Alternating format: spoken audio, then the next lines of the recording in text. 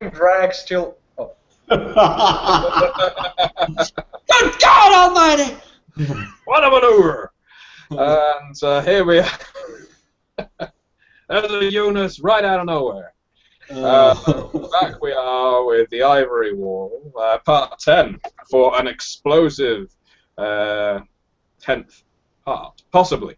Bomb! On whether the Toreador plant the bomb, which they don't have, and they probably won't be given because that's not in the plot. But now that you've been hooked on to the plot, part 9 was woefully short because John kept getting cut off due to internet problems. So we will be picking up immediately from where we left, which had our two Toreador entering the Italo club, come gallery, come brothel. Should stop saying come so much, but they were entering and they managed to spot Masha, their contact and primogen among Clan Toreador, who told them to only come to the club Italo once it was safe and she would summon them at that point. Salvatore Durage, the Ventru liaison ambassador from East Berlin to West Berlin.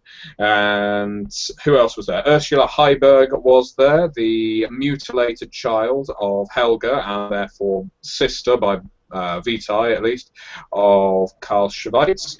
And most importantly of all, there were mortals scattered around this place as well, I would like to point out, before any of you start brandishing stakes fangs. But then again, you may be out of control. Helga herself, arms outstretched, wide, rushing towards the two of you as if to either tackle you or hug you. Anna was just rolling a self-control because, well, there's been a lot of conspiracy, a lot of paranoia. No one is sure who to trust. But one thing's for sure, our Toreador coterie does not trust Helga. So, that's Helga Rothbauer to you. So we commence with Anna rolling her self-control roll, please. I believe we did roll it at the end, but I'm happy to do it again. What? What did you say the difficulty was? I got 2, 3, and 10. And what, sorry? So 2, 3, and 10, he said. 2, 3, 10. Okay, well, in that case, you are fine. Anna Van Hagen manages to suppress the beast inside unless she wants to let it out. Carl, you're going to have to do a similar self-control roll, whether you like it or not. Alright. Again, you can choose to let the beast... No, he's going to try to restrain himself. we're still in the Elysium, so it would be ill-advised. Yeah, to do that again.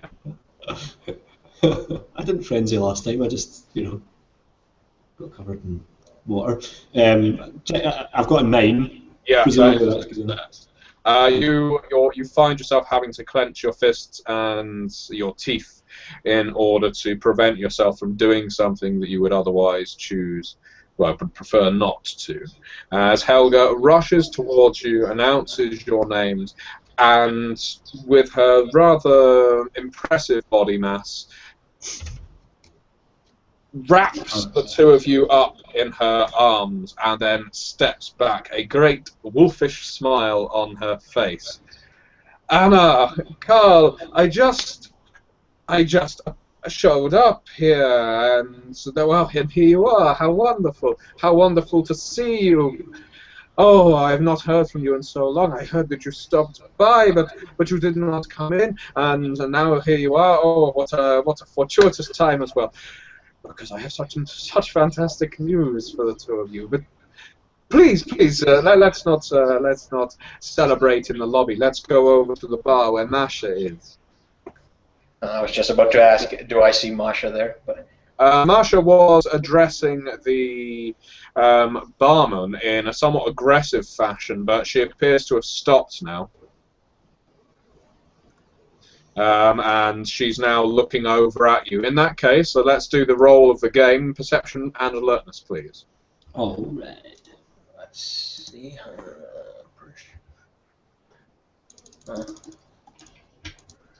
Schweiz sees all. with his 4 successes. Oh, 10-10-3. Okay, good successes for once from Anna Van Hagen.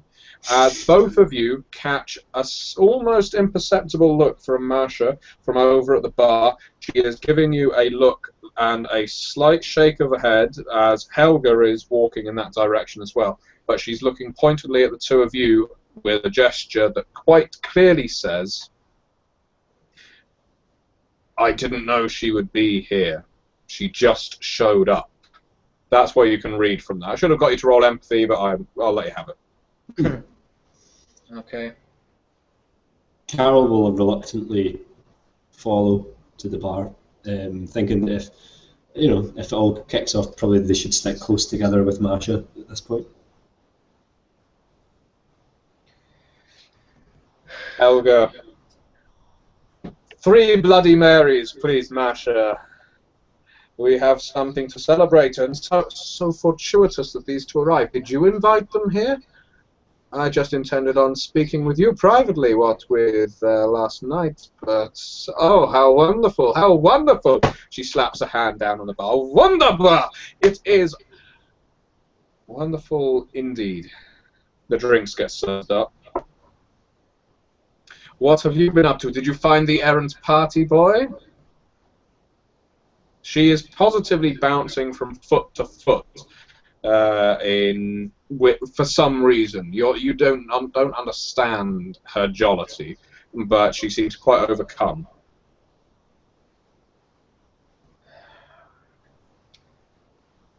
I wonder if we should check everybody's pockets to see which one of these people have extra 40 on them.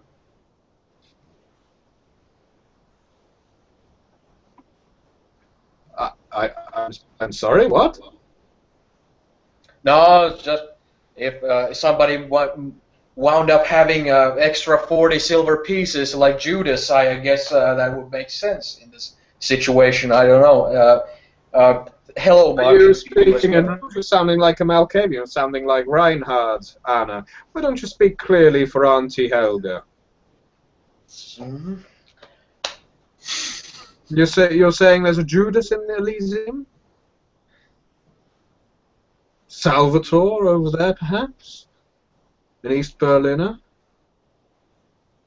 My lovely child, Carl. She actually grabs Carl's face in her hand. My lovely booby Carl. The less said our lovely boobies, the better. Carol is looking decidedly conflicted. Who is this child of Judas? Anna, speak plainly. Oh, fuck off! And I'll turn around and start walking to the door, outside door.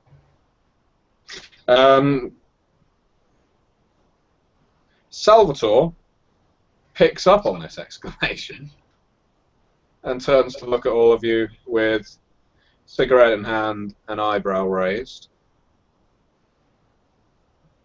Ursula therefore turns around as well. Masha brings her fist down on the bar. All of you, stop!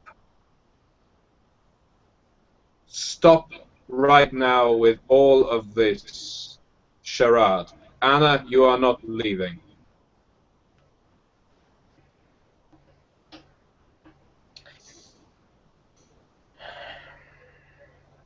Fuck, what a coincidence! What a coincidence this turned out to be.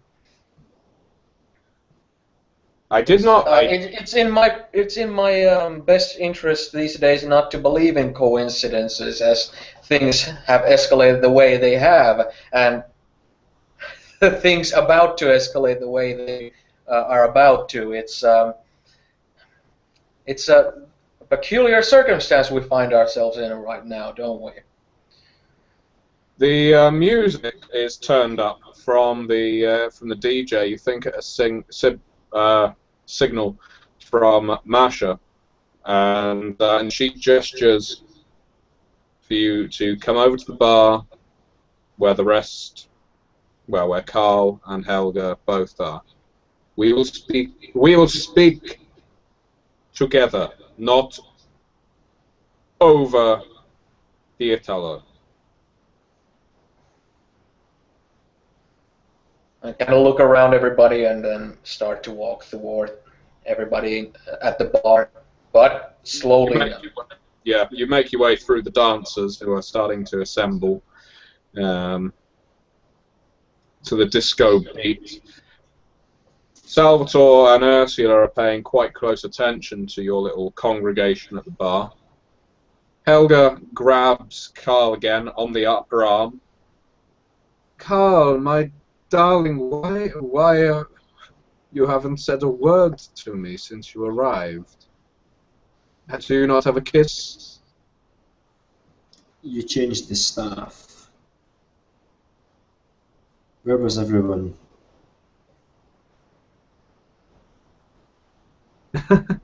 I'm sorry, what?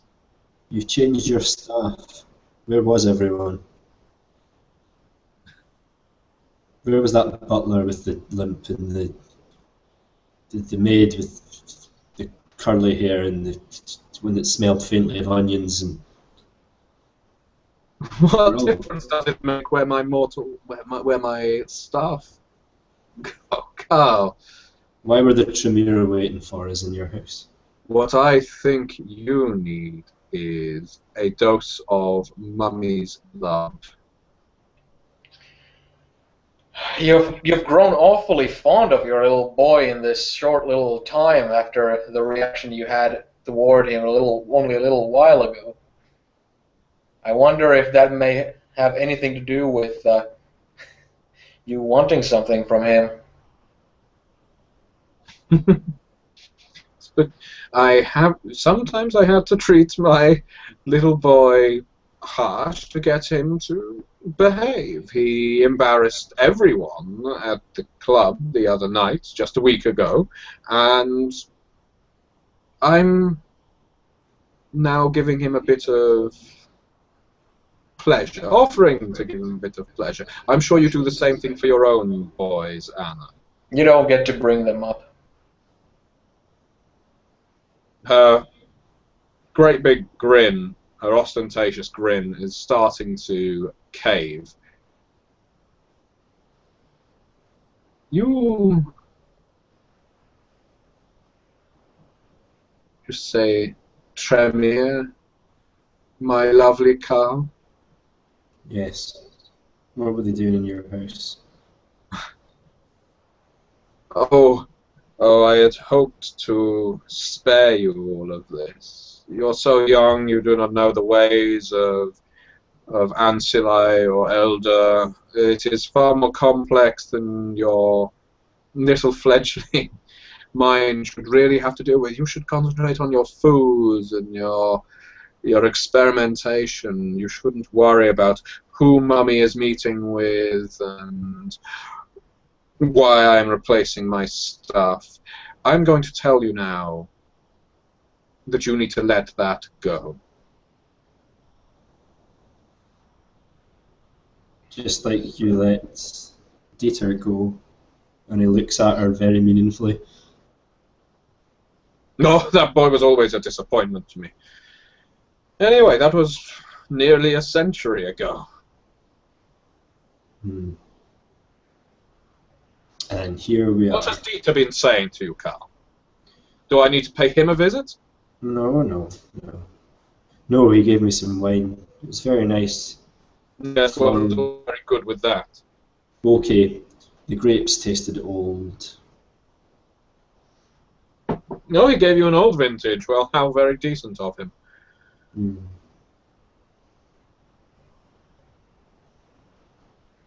I hope it's your meal. We found Party Boy. You found Party Boy. Self-control. 2, 4, 10. You're not playing Bruce now, Eunice. You can't lose control even if you want to. No. Oh, Carl. Helga isn't blind to the reddening of Anna's face. You know, a vampire has to be under quite some duress to start showing the outward symptoms of being enraged. But Anna is exhibiting them as she clutches the edge of the bar. Masha, do you have somewhere more private away from this bar? I think, at the very least, I need to have a little privacy with my child. You keep Anna here. No, she should come. Masha actually puts a bottle down, and she points at Helga. You are one who selected me for this shitty position of Primogen. You could have taken it. You chose not to. You allowed for me to step in, or you said that I had to do it, and now that I'm doing it, I'm laying down the law on you, Helga. You do not get to take any Toreador off in private. I do not want you bonding someone beyond all reason again without permission. We all know about it, but I've seen proof of it now, and it will not fly while I am Primogen. I'm sorry if that causes offense to you, even if he is your son, but you should earn his loyalty through more diplomatic means than drugging the poor fledgling. What kind of example are you setting? Helga herself starts gripping the bar in order to not lash out at Masha.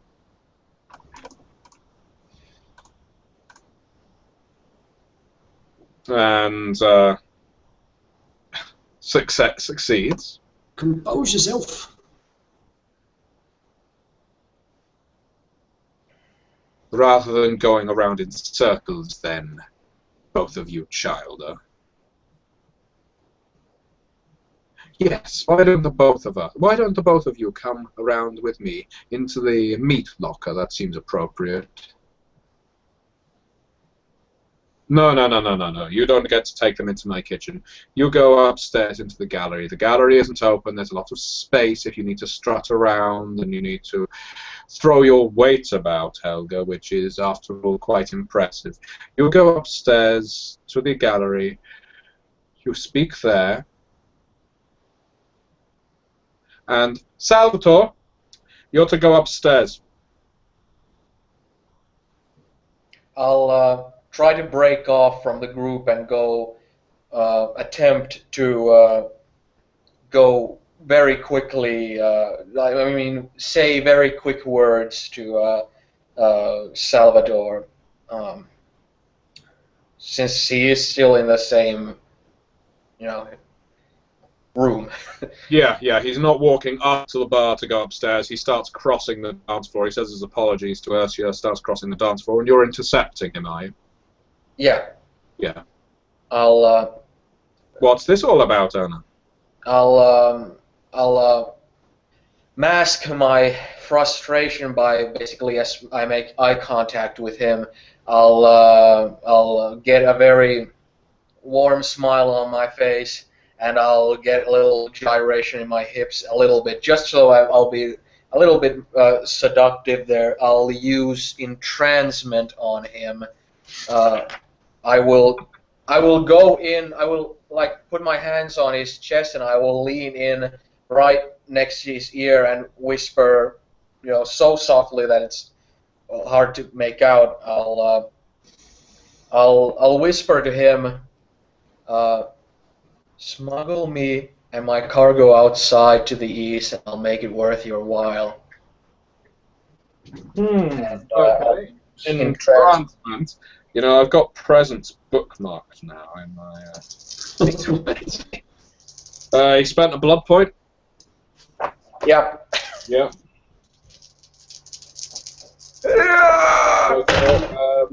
Difficulty is going to be a 6 in this case. Then I got only one success. That's 7, 2, 3, 4, 5. So only 1 7. Should have used the willpower point, but it's too late now.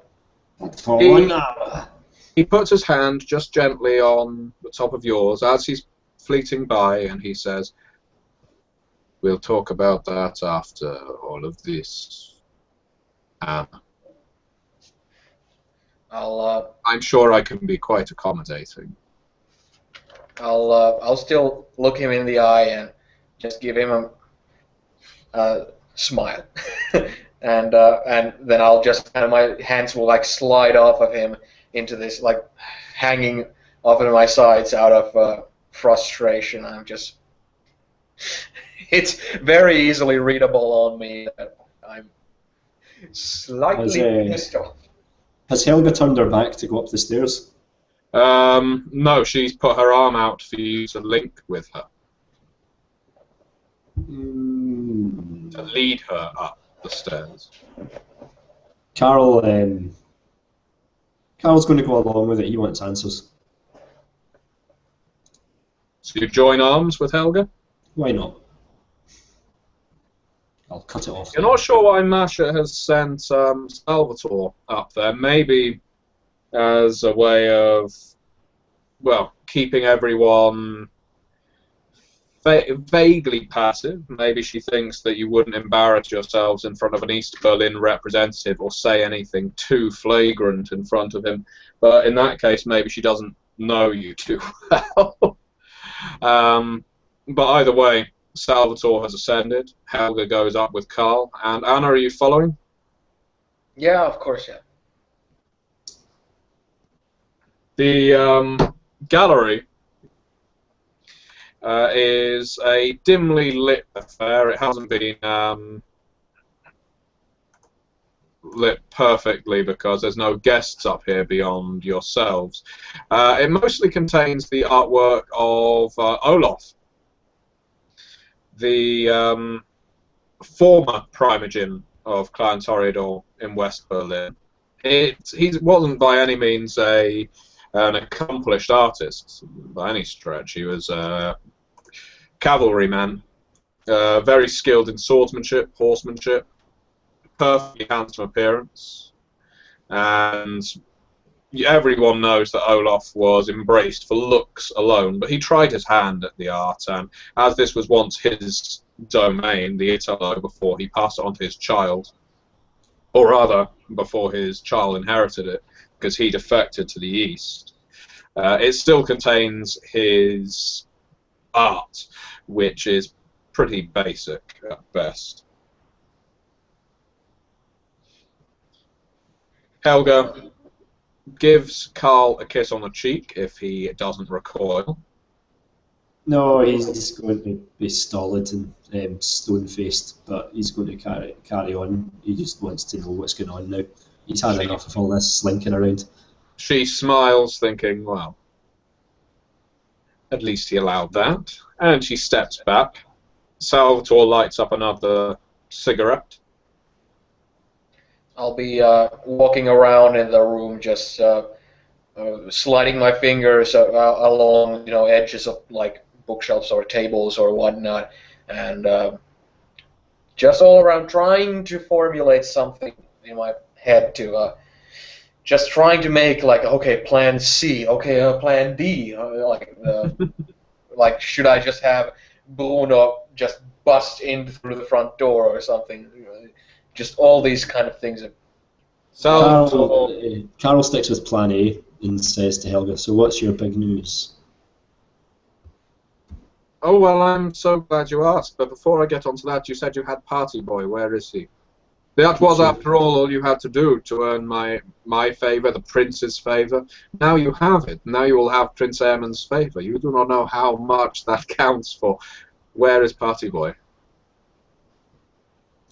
Carl, he's looking at the floor, but when she sort of cuts him off with that, he uncharacteristically kind of looks up and like kind of meets her gaze and says, "No.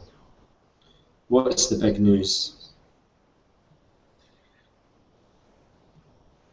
She is likewise going to try and use entrancement. What is your current level of willpower points, Carl? 7.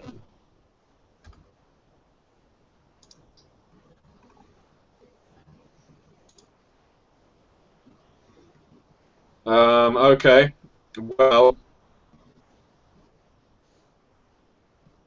Oh, come, Carl. You can, of course, spend a willpower point to resist. Yeah, I think he will at this point. Yeah. Yeah. Well, she doesn't know that you've done that, of course. Indeed. Come, Carl. She cradles your chin. Where is Party Boy?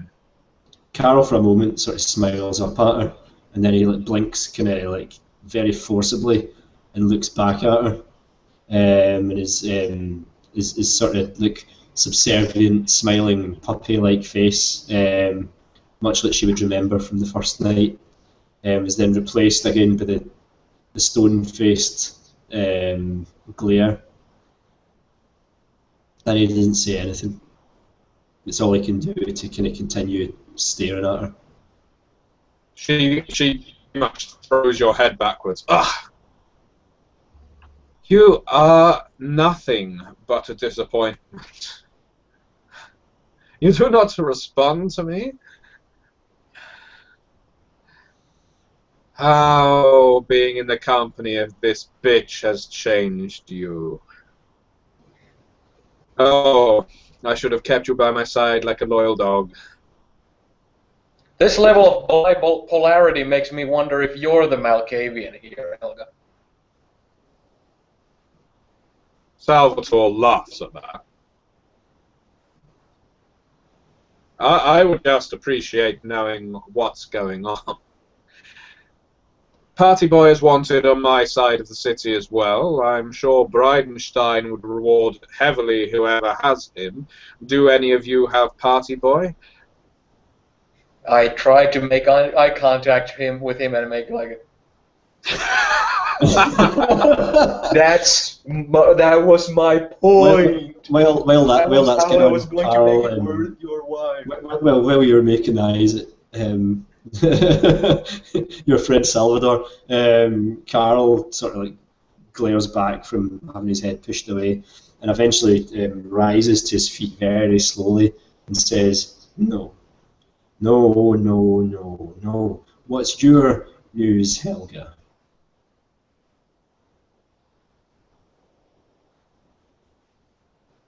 Well, I came with an invitation for the two of you. I would have rather not said it in front of Derage, but I did not know he would be at Elysium. I'd merely meant to convey it to Masha, but then you two turned up. Prince Aemon wants to meet with all the kindred in the city tomorrow night. They stayed last night before the wall falls down, in the cellars of the Reichstag. It's not being used, after all, by the mortal government. They're in Bonn. He wants to test the loyalty of the kindred of West Berlin. And, well, don't you understand? This is the chance we have, that you have, to not only impress on my behalf, to show loyalty, and to make a friend of Prince Aemon after you disappointed him so badly last time. Carl's nodding his head. That seems reasonable. And then he sort of looks back again and says, I am a harpy of the city, Carl. It is my job to share these things. "Yes. And what of the Tremere? Have they been extended this invitation also?" Of course, the Premier of West Berlin are, well, treated most highly, especially Joanna Richter. She is the Chancellor. "Yes. Perhaps we should have checked if the church had an ample supply of fire bombs. Anna, you are being very out of sorts. With Carl, I understand, he is an imbecile, but Anna, before now I've always held you in such high regard, and now you are being so, well, almost anarchistic. Do you see that, Salvatore? She is being practically an anarch talking of firebombs. Why, if Bridenstine were to hear something like that, I don't think... How much of a fool are you? That's what's aggravating me. Your intolerable lack of insight to any of this, or the absolute disregard for ours. You think both sides will meet under one roof and not have the whole place be lit up by whatever disrupting force is trying to crumble this entire fucking system to the ground? We have anarchs, we have all these huge maniacs running around with Party Boy, with everyone he's in league with, wanting to destroy and dismantle this whole fucking city, and you want us to believe that we're supposed to meet under a one roof, everyone there? Next, perhaps, we will be unarmed. It'll be an Elysium state where no one is allowed to use any violence against anybody. And, of course, the doors will be locked behind us, and the windows will be boarded behind us, and we will bring flammable barrels with us. Stop right there. You stop right there. Moron! You show your elder respect, Anna. I would never endanger members of my own clan. I am affronted that you would even accuse me of something like that. But tell it to the fucking Toreadors you like to sell your car park to. No, not Toreadors, Tremere. I had a private meeting with the Tremere. The goings-on in that meeting are no business of yours, Van Hagen. I do not see why they would be. Neither is the location, or perhaps even the confirmation whether or not we have Party Boy. That is my business, for I was one of the ones who set you to that task. Oh. Perhaps I'll make a phone call and have him released somewhere at the edge of the town. Or maybe I'll have him burned or whatever. I don't know. Whatever I might feel like. It's none of your business, as it seems. This whole fucking system. I have to admit, Salvatore, again, I have to admit, all of this is seeming like a bit of a joke right now. Anna, you seem aggrieved in some way. Carl, you seem similar, and Helga, you don't seem to be telling one straight story. Now, I need to know if Prince Breinstein is Prince once the wall comes down, which I can assure you is a likely possibility. Helga, you're not looking terribly reliable as a harpy for the future right now. Why don't you tell us what you're getting at? What is your game here? I have no game. My meeting with the Tremere was private. That is all. My sending you out to hunt Party Boy was for the good of the city. My invitation to you, to the Reichstag, is not my invitation, it is the Prince's invitation. Prince Airman. Yes, and the Prince's Chancellor is a Tremere. And why do you not trust the Tremere? What have the Tremere ever done to you? Because you're working in the shadows with them and refusing to tell us what.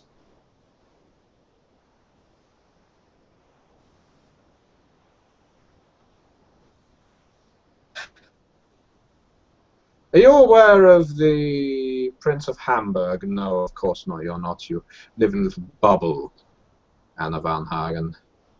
The Prince of Hamburg is a Tremere. Prince Siegfried. It is very rare for a Tremere to ascend to Praxis. You know, if this city crumbles in civil war in the next few days,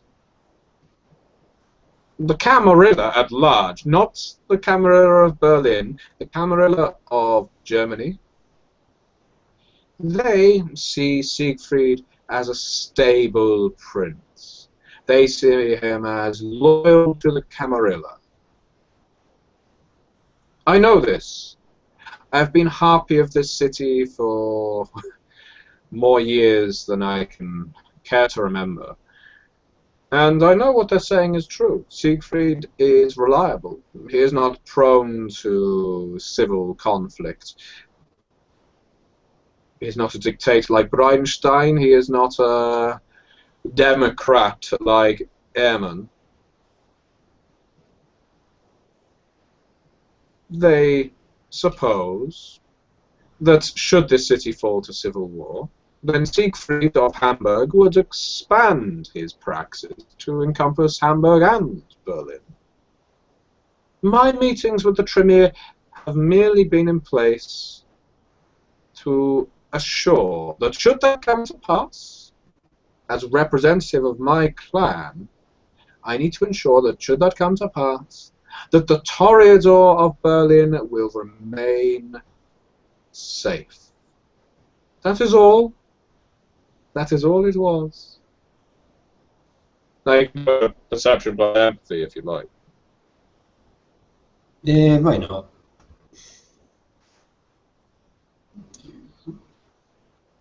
Where's my empathy score? Oh, there we go. Oh. What are we rolling? This is perception and empathy. The very depths of her soul are laid bare to Carol, who knows her very well.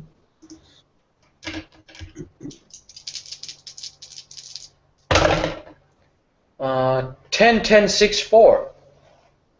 So, in answer to the question, is she telling the truth? Is she fuck? There's a lot of elements to this that she is not making clear, which you expect, you know. No one's going to play with an open hand completely. But she's trying to lure you in. She's trying to lull you into a false sense of security. You can tell from the way that she's couching her words, and she's doing it well. While she was telling that, if I may say so, from a sort of out-of-character mechanical perspective, she's been using her awe. She's been exuding trustworthiness. She has been lulling you in, but you've just, with both of you, sort of cutting through to her soul there with your perception. You can see that she's just a big fat spider trying to lure you into some web of hers. Whether she intends to eat you as a result, but Carol frowns at her, says, "You're lying. I always know when you're lying. Every time you've been talking, I've been listening. You called me an imbecile. You made me an imbecile. You wanted me stupid and subservient and servile, and it's finished, do you understand? And you will not stand there and lie to my face now. I've stuffed that fucking shit down my throat long enough. I know its taste when I fucking have it in my tongue. Tell me, sire, why was it your man with the gun following us?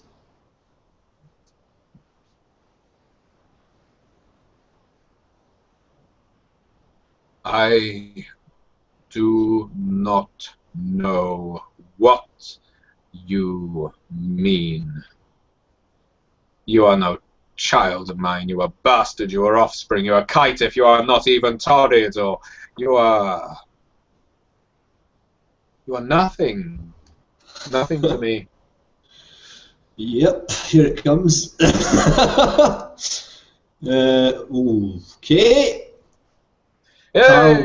Carol suddenly yanking a meat cleaver and a knife from inside of his shirt, essentially, which kind of bursts apart.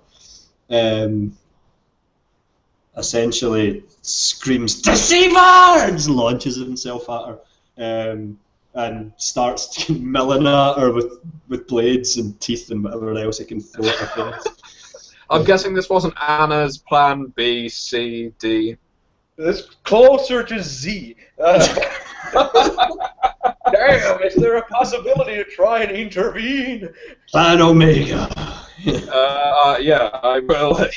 As much as I would like to see her die in a brutal fashion, I still don't want the rules of the Elysium be broken this brazenly. No.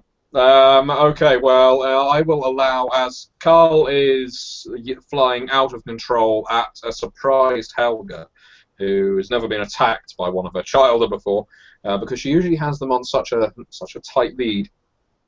Anna, you have the opportunity. Now, you don't have the celerity to jump in and be in the middle of them, do you? Yeah, it's more of it doesn't have to be successful, but I will attempt it. I will because I'm not physically powerful or anything like that. I'll most likely just try to run and get arms around Carl's waist and try and pull him. Even though that might not have any effect, it's at least I'm expressing that no, like, it's all going to shit. Yep. But Yeah. I'll still, like, as I go there and get a grip on him, I'll try and say to Salvador that that the offer. As I'm struggling. Start the car. Business. We're not usually like this. Okay, Anna, I'd like you to do a dexterity and a brawl, please. Oh Christ! I don't think I have brawl at all. No. So dexterity, and what's the difficulty if I don't have brawl? It's going to be a +1. Carl isn't trying to avoid you, so you're looking for a 7. Oh, okay. You can do it. Carl's just a thrashing. 3, 4, 10. What's that? 2, 4, 10. 3, 4, 10. 3, 4, 10. Well, that's a success, or 2 successes. Yeah, Anna, you jump onto Carl's back. Carl, John rather, I will allow Carl the opportunity to throw Anna pretty much over his head if he wants. He is frenzying. If you want, otherwise Anna basically is wrapping herself around you like an octopus to prevent you from swinging with any means of hitting Helga. Let's roll self-control again. Oh. No. No. No. He's going. Well, yeah. He's going to try to bully his way through at this point. Yep. Yep. Wearing an Anna Van Hagen-shaped backpack, you charge at Helga with a big cleaver and a knife, aloft, whirling dervish. You're still getting the jump. This is all happening within a second. So by all means, do a melee and a dexterity to see whether you can connect with Helga. If you want to spend blood on celerity, you can chop and chop and chop. Alright. Yeah. Okay. So. Choppity chop chop. Yeah, he's going to go. He's going to go all in and drop 2 blood on celerity. So, and melee is 2, I think. Yes. And my God, he hits her with the meat cleaver. 1 carries over into damage, which is what, +2. Yeah. So the big knife. Well, 1 + 2, plus his strength, which is 2. Oh my God! Oh my shite! Yeah. 5 lethal damage. He essentially slashes an absolute chunk of meat off her. She has the she is essentially huge, monstrous size or huge size. So she has an extra point of bruising. Yeah. World's largest love. That's it. So after carving through the first 2 layers of blubber, he manages to sort of actually slice her. Yeah, that's pretty bad. I mean, she's, are you using your celerity? Did you say? Yeah, he is. He's going all in. So attack again. Well, no, she is going to get to resist. I don't think she's going to get much of. It still takes an action to soak, doesn't it? No, not She response. has to roll. Soaking is reflexive. Yeah, sorry, Yeah, I forgot. sorry. Soaking. So she's going to roll a stamina, which is fairly impressive, I will say, to soak. And she does have 1 point of fortitude. So that's one load gone. Oh, well, no, she could have done better there, couldn't she? Yeah. Oh, well. Okay, all right then. Yeah, you hack a great big chunk of meat out of her chest that flops across the floor and then begins to dissolve into ash, into oily, greasy, bloody soot. It lands at Salvatore's feet, and he starts stepping back. And while Salvatore Derage never runs, he strides very quickly towards the staircase leading back down into the club. So we're now on to initiative. Therefore, I'd like everyone to roll, please. Okay. I always keep forgetting for some reason. It's wits and dexterity, right? That's right. Yeah. Mm-hmm. And the difficulty was It'll just be standard sixes. I what? think it's you just roll a d10 and add that to your wits plus dex, Oh, okay. and then that's your initiative. Yeah, So for Carol's, some reason I keep forgetting that every single time. Carol's initiative is 9, and I've put it on my counter on this area here. Oh yeah, good idea.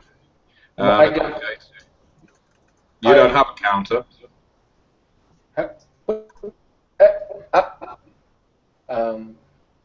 I rolled an 8 and my dex plus intelligence is 6.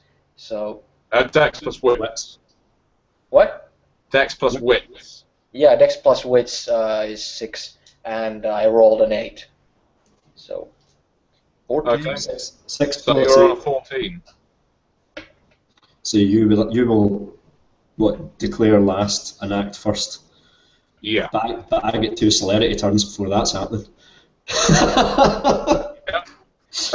But she also has celerity. Does Helga. My count has now disappeared. My apps have decided to fail, as they often do. She actually went on initiative 12, which means her celerity is going to activate before Carl's. Yeah.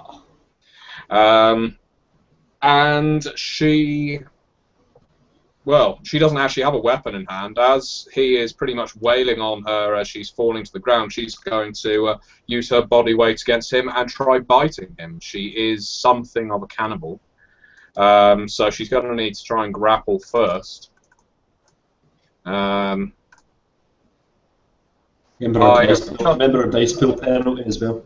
No, yeah. Well, I'll tell you what she got because it's not terribly impressive. 3, 5, 3, 1, 6, 2.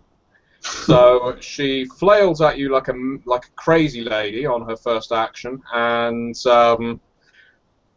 it's absolutely nowhere. She's gnashing at the air, trying to scratch at you, trying to grab you, trying to bite down on your skin and tear into you. And every single time, you're moving just as fast, and it's like a blur of motion.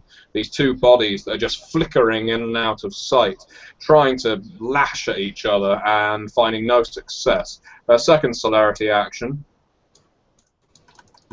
which I'll also now roll. Was it she minus? Is she -2 or? Yep. It's considerably better this time. 8, 7, 6, 9. Sorry. So she has successfully grabbed you. So now you are in a tumble.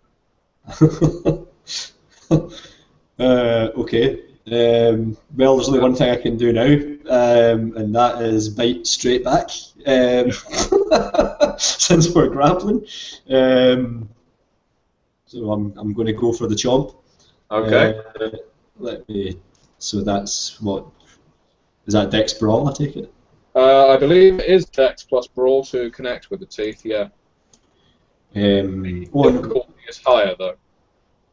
Yeah, because I'm being grappled. And because it's a bite, I think a bite is a difficulty of 8 as a general rule to connect. So roll to Dex 4, celerity 2, roll in, boom. That kills them. What was the difficulty, sorry? Difficulty is normal. Difficulty is normal on a bite, so Dex plus Brawl, and damage will be Strength plus 1, but aggravated. 5 successes. Okay, that's so the first clarity. So we better resolve this because she might be dead at the end of this action. Yeah.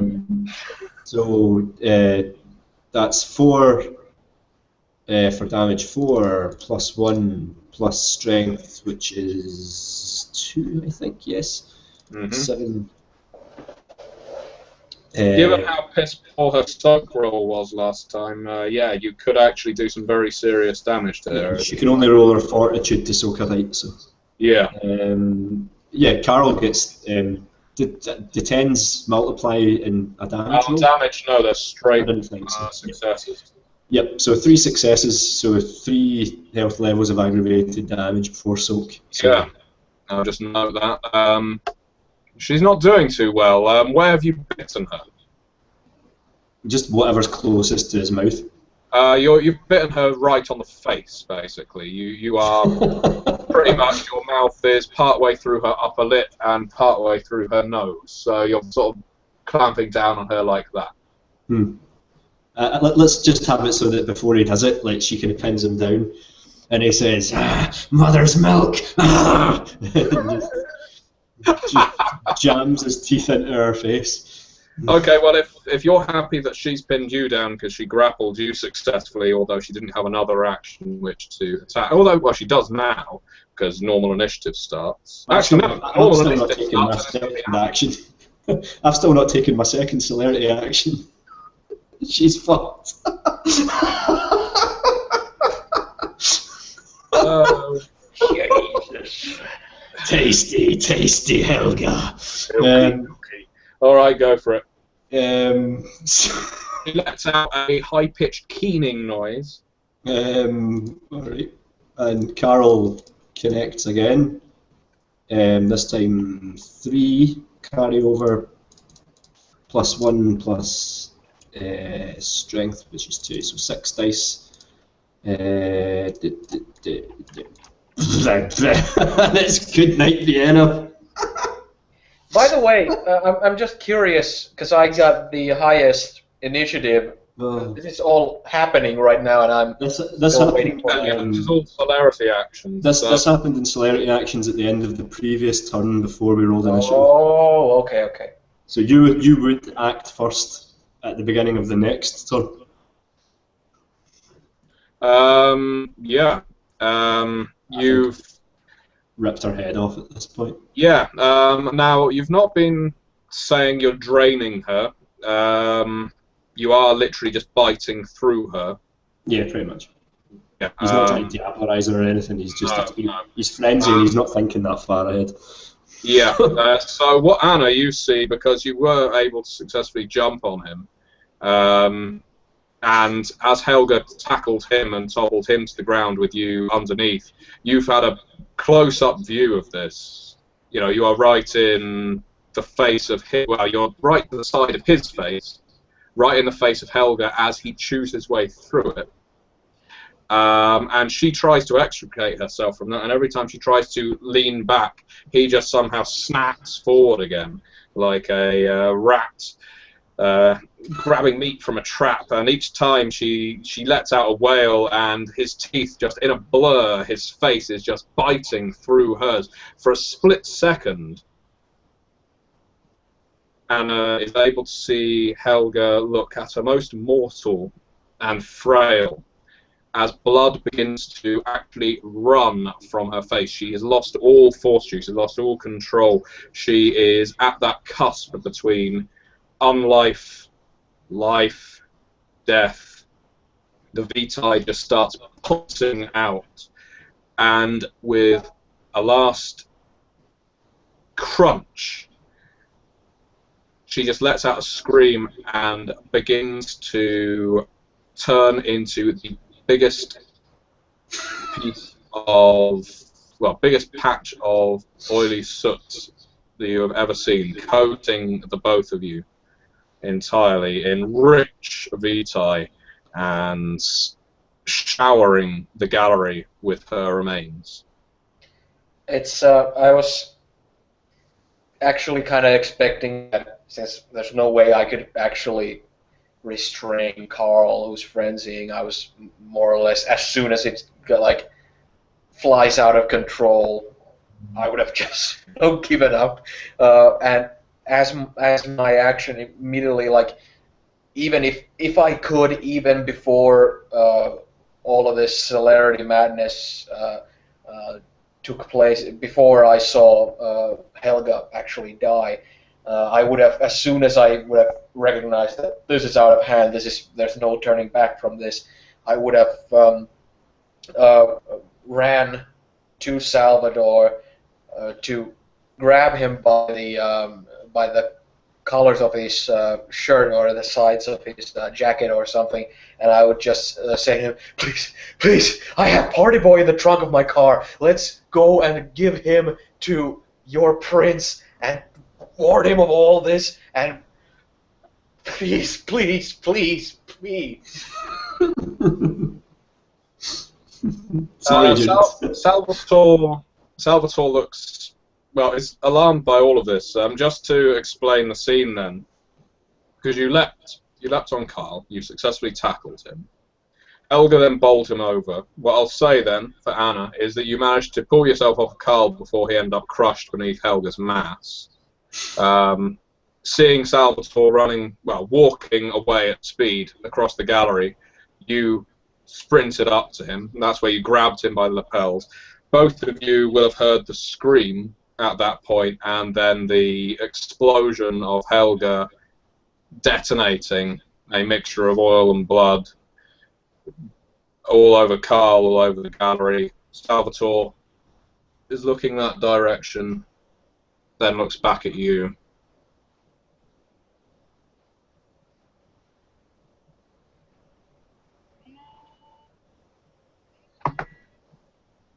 Fine. Yes. We'll go and see Party Boy. And we'll go and take him to Gustav. I'm not waiting to grab Carl with me. I'm sorry, but Carl is. You think Helga got a number 10 on her? You're next, Junus.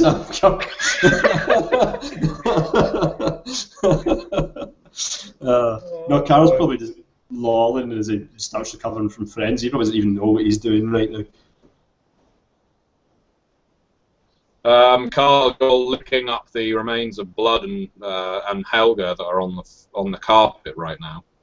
You can still taste her now, but you know that you can't be bound to her.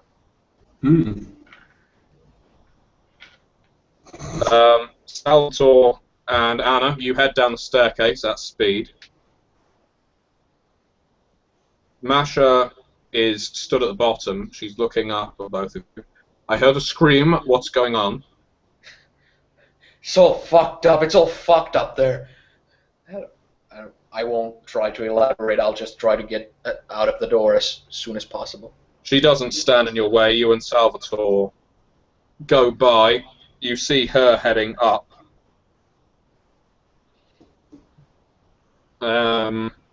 As Salvatore goes out to the street with you, he stops you. You're giving East Berlin Party Boy, yes? In a trade-off for my life. For your life. You're giving... And your girls. You're selfish bent. Look at me trying to say Provide sanctuary for me and my boys, my ghouls in the east, and Party Boy is yours.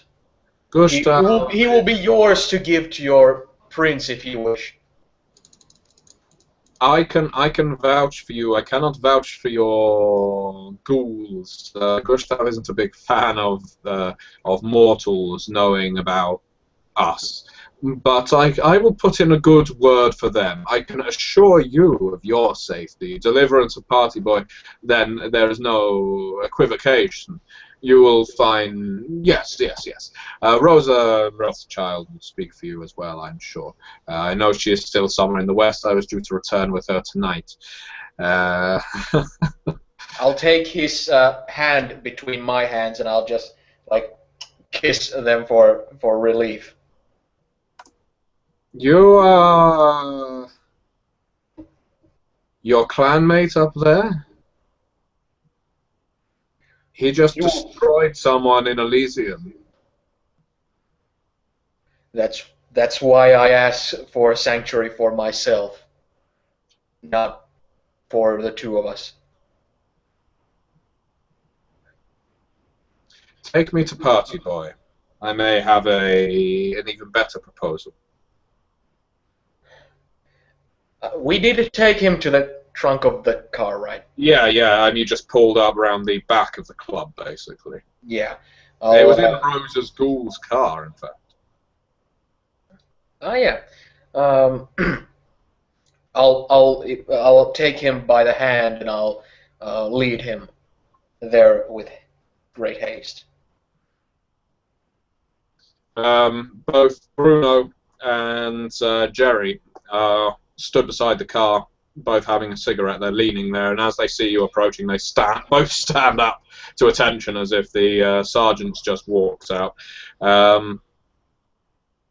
Mutter, what, is everything all right? You look quite troubled. No, everything is not all right. Get in the car and be ready to move in a heartbeat. We're going somewhere? I'll let you know once we jump into the car. Just go in. Just go in. Bruno and Jerry climb into the car. Are you then both climbing into the rear seat? No, I'll give him some shock treatment and I'll just take him to the trunk of the car and I'll just open it to him.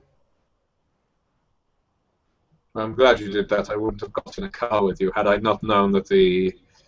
Yes, that definitely matches the description of him. Oh. We've interrogated the hell out of him. We know so much that'll save East and put East on top of this city. We don't want it to burn all down like so many around here do wish, as it seems.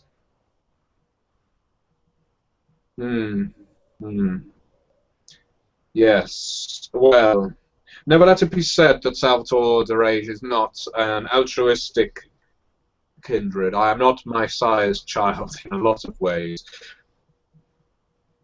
Yes, I will vouch for your existence in the East, and for Berlin as it will be. Of course, on the basis that Bridenstine becomes prince. If he does not, then my words will be, well, wind. Your friend up there. You need to tell me, and you need to tell me right now, and you need to tell me honestly, truthfully, what connection did Party Boy have to Helga up there? Oh boy, now it is all relying on my memory of all the interrogation stuff. Because I've seen you, I saw you the other night when you were on the way to von Humboldt. You and your friend Herr Schweitz seemed quite content with one another then. You seemed quite comfortable with one another when you arrived.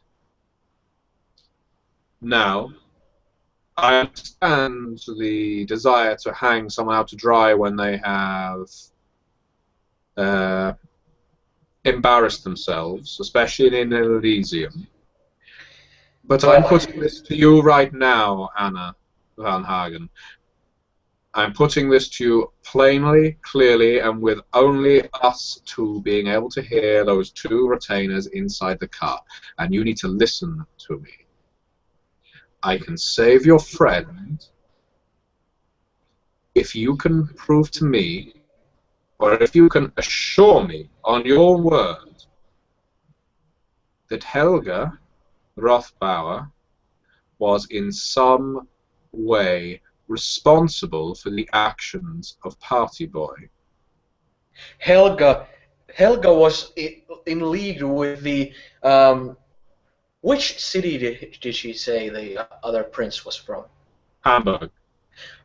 She was in league with the Tremere Prince of Hamburg. She was meeting with them. She was working together with the Tremere. The Chancellor of West Berlin is a Tremere who is in league with Party Boy, as Party Boy has more or less given us information on. It's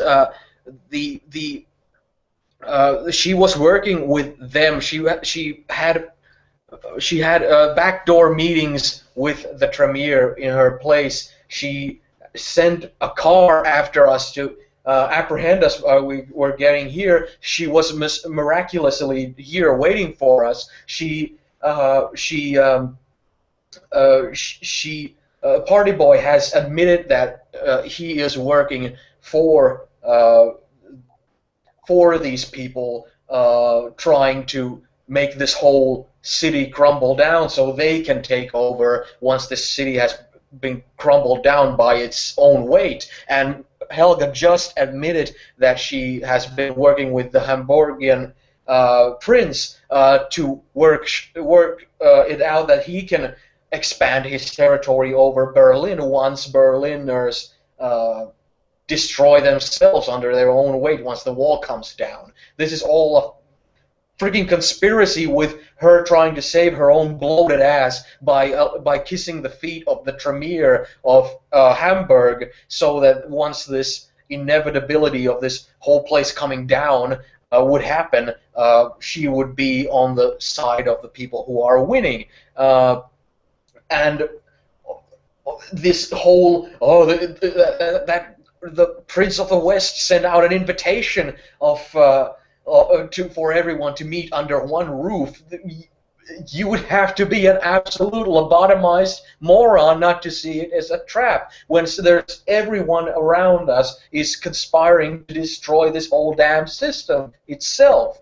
It's right there before everyone's eyes. It's just Anna.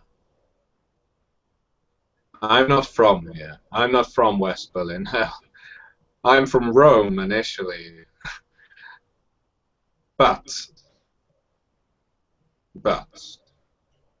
I think maybe you've spent a little too much time in the company of those conspirators. There are some very good kindred in West Berlin who are not conspiring to destroy the city. Not everyone is out to get you. However, and now at this point I'd like to check, out of character, Eunice. Does Anna believe everything that she just said? To the most extent, I would guess so. There's been, if the wall wouldn't be coming down, I guess she would be much more skeptical. But because it's coming down, it's much too convenient for it not to be planned. So yeah, she pretty much believes what she's saying. Because I've been rolling dice over here.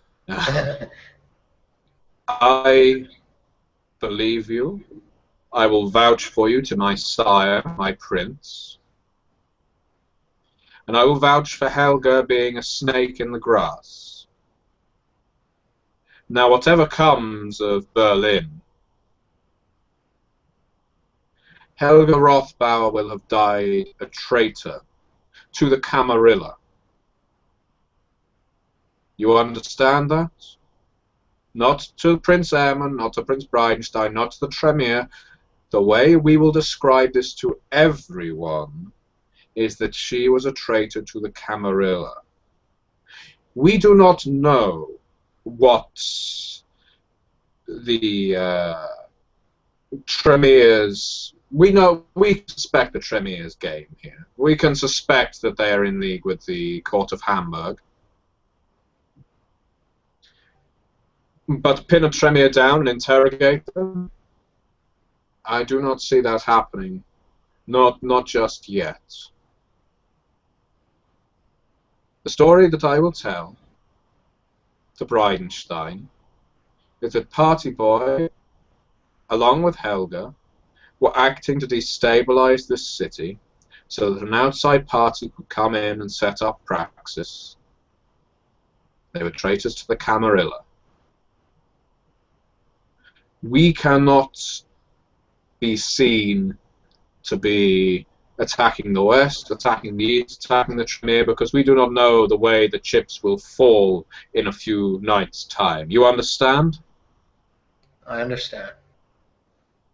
It's about being conservative about this kind of thing. And that is what you will tell everyone. You will say that we know Party Boy was in league with Helga, because what you said with conviction, and I could tell you said it with conviction. We leave the Tremere out.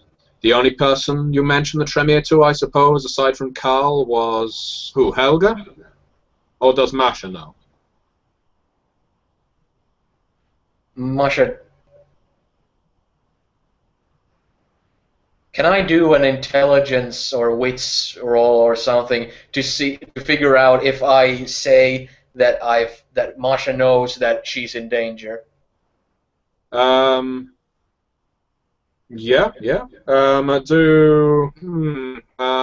Just do an intelligence times 2 roll. Intelligence and what? Just intelligence times 2. So Okay. multiply your intelligence by 2 and roll that. I know it's not traditional ruling, but it'll work. That's 2 successes. So what do you say?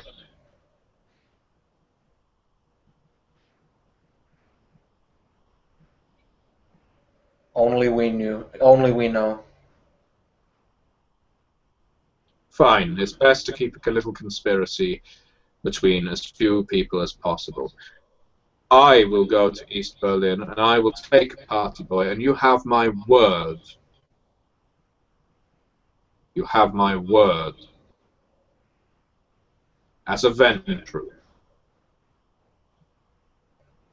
as a member of the clan of kings, as the child of Bridenstine, that you will not be betrayed by me. I will speak for you, and I will assure your safety. I will not betray you. Just please take me with you. As you go, take me with you. I cannot do that. You need to go back to Karl, and you need to tell Masha what we just discussed, that Helga was a traitor to the Camarilla. She does not know the Tremere element. She will read you. It is a gift you, Toreador, have. And if you tell the truth as you told the truth to me, then she will believe it. I cannot take you to the East. The East will be coming here soon, though.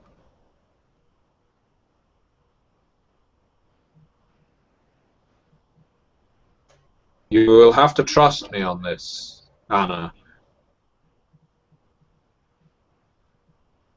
But I promise that I will not betray you. Is there something I can do to convince you of my truthfulness?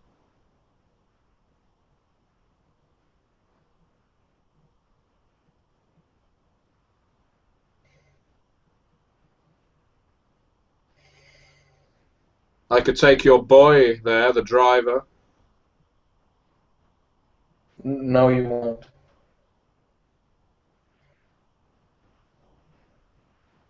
We can spread this as far as Rosa Rothschild. If you want for Rosa Rothschild to ensure that I do not betray you. But I cannot take you to the East right now, not with that mess up there. The longer we talk about this out here, the longer... If you disappear into the night, West Berlin, the kindred of West Berlin, all of them will fall on you. They will not give your French fights a second look, and then you will fall prey to them. Helga was a powerful, important kindred on this side of the city in Europe, You cannot just disappear into the night.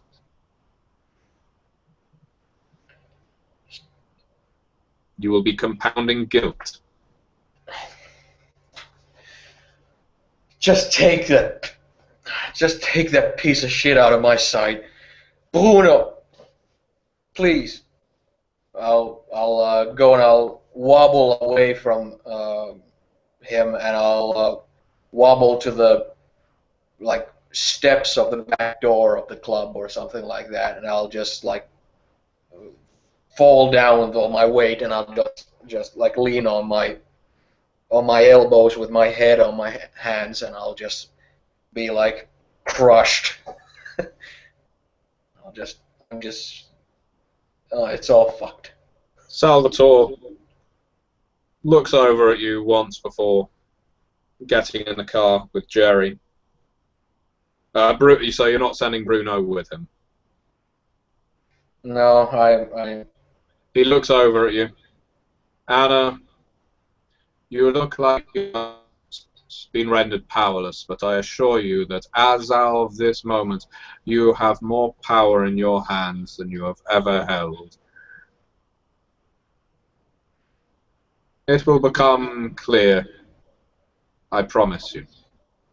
He gets in the car, and Jerry drives him off with Party Boy in the trunk. We'll now cut back to the club, where Masha has just ascended the staircase and is stood open-mouthed as Carl is licking the carpet and the remains of Helga. Carl probably still recovering from his frenzy, probably battering into anything he can get his hands on.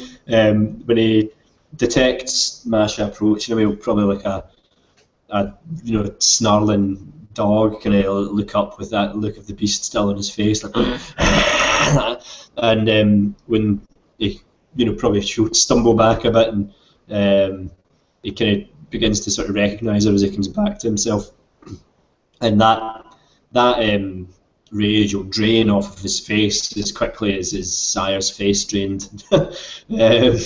And he'll kind of stop for a moment, and he'll just be looking at her like a boy that's been caught with his hand in the cookie jar that's just drawn all over the walls with crayon, and then sort of rise to his knees and then kind of look at his hands, and then down at the ground, and then he'll roll humanity like a bitch, I think. Currently you're kneeling in a shallow slurry of Helga. The only part of her that really has remained intact, aside from some of her clothes, is the hollowed out skull, the front of which has been completely crushed in. It's almost like when you were biting into her, you were combining frequent headbutts with bites and then pulling parts of her face away. It's fairly revolting. Carl has passed his conscience roll, so he's sort of looking from his hands and back to Masha, as if he's the one that's just walked into this scene, as if he's looking at himself, and he sort of looks around the room looking for the rewind button of time, to go back and change everything and make different decisions, and then eventually he just starts shaking his head, and rubs the blood down his face, and he's not realising how bloody his hands are. He'll sort of face palm and wind up with his face just smeared, and then he'll feel that drying on his skin and close his hands again, and he just doesn't know what to say. He sits there completely lost. The normally calm and somewhat bored Masha is just completely dumbstruck. She takes a tentative step, and then another, and then another, and then she's in the gallery completely on the same level as you. She looks at the walls, over the paintings, on the furniture, on the carpet, then at you, then at the skull and the remains of Helga's clothing.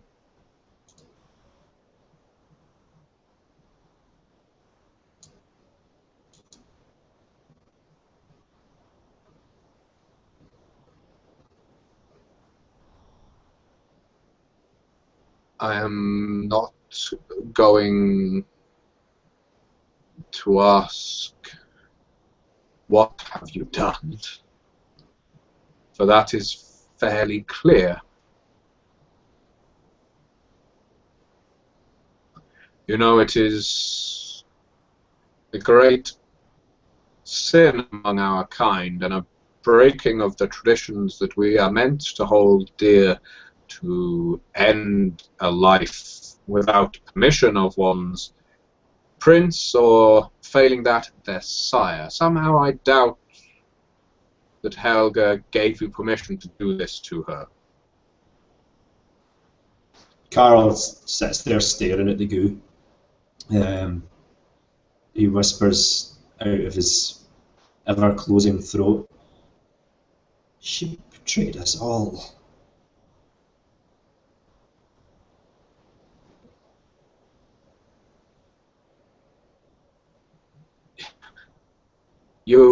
You've killed one of the prince's harpies in my Elysium. I hate this place. I never wanted it. I despise the people in it, despise the kindred that come here to celebrate in it, and the debauchery that they indulge in here. Despise the whoring that goes on downstairs, the cheapness of human and kindred flesh alike. And yet, still, this is a first. There have been many things that have gone on here that have shocked me, but never before has a child committed matricide in my Elysium. I did not feel there would be a way for me to despise this place more, and yet now it has become my sepulchre. This is my mausoleum. You have buried me here, Karl Schweitz, because when the prince finds out, when the sheriff finds out that an elder, Toreador, was murdered in my Elysium, where I am meant to keep watch. For one thing, I'll be discredited as a primogen. For another, I'll be discredited as a Toreador. As a kindred in good standing, well, where you will just greet the sun and it will be brief. My loyalty will be called into question to somehow have allowed this to take place in my sire's gallery.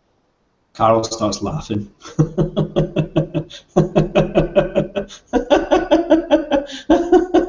You think your loyalty and standing means something? You think any of that fucking matters to anyone? You're all so truly fucking small. And he tries to run down the stairs.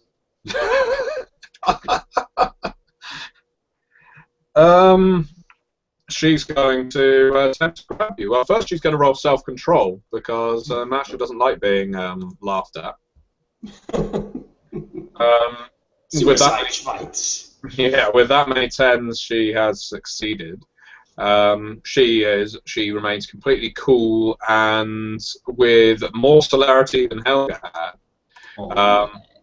And storyteller caveat to a degree. Masha does, I will point out, have 5 points of celerity. She's kind of pumped up in that discipline. But she doesn't really practice any of the other Toreador disciplines. She is in your face, knocking you to the ground and pinning you there. She's not going to break out your throat or stake you.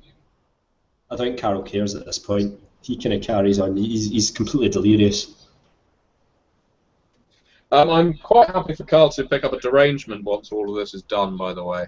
Oh, absolutely. Not only has he just broken his own blood bond, he's just killed his own sire. Yeah. Yeah. I am trying to play out that madness for you. Tell me, Schweitz, while I have you pinned here, stop laughing. Stop laughing. You tell me why she betrayed us all, and maybe, just maybe, I might be able to... I don't know what. Just tell me. How did she betray us all? How does she warrant this? He starts crying now. The blood that he's been hoovering up from the carpet now starts pouring from his own eyes as he sort of like mills around on the carpet, thrashing at it with his hands, grabbing at rugs and whatever else he can, just for something to squeeze to create tension in his body to release some of the stress and anguish that he's feeling, combined with this incredible feeling of release and freedom and suddenly this outpouring of emotion that was completely suppressed before, as he attempts to coherently explain himself through babble and tears and all manner of nonsense, begins to try to describe to her that she made me love her, and all she loved was our status and our power and all this bullshit, the same as the fucking rest of you, and that's all she cares about, and she'll burn this place to the ground, and maybe you'd have been happy then, maybe you'd have been happy if she burned this place to the ground, but not so much because you'd have been inside it at the time, at the fucking meeting. She wants everyone in one place, and she wants the Tremere to take over, and Party Boy was just a catalyst for killing everyone and fucking putting her own order in place so that she could sit as the fucking queen on the throne of lies. And he starts sort of tearing at his own hair and totally freaking out. Masha puts her thumb in your mouth. Oh. That might not be a good move, but yeah, okay. Not after the last attempt. But she 19 successes. Yeah, she's pricked her thumb. She's basically trying to calm you with the potency of her vitae. Mm-hmm. Well, Carl isn't going to do anything to resist. He doesn't probably even notice what she's doing. Anna, if you are doing as, are you re-entering the club? Am I re-entering what? The club. Not immediately. To be honest, I was going to sit there and basically beg for Bruno to comfort me, type of thing. Bruno has wrapped his big gorilla-like arm around you. Good God, what a maneuver! And puts your arm, he puts your head to his chest as he then wraps the other arm around you, kisses you on the top of the head, and says, "It will be all right, Mutter. It will be all right."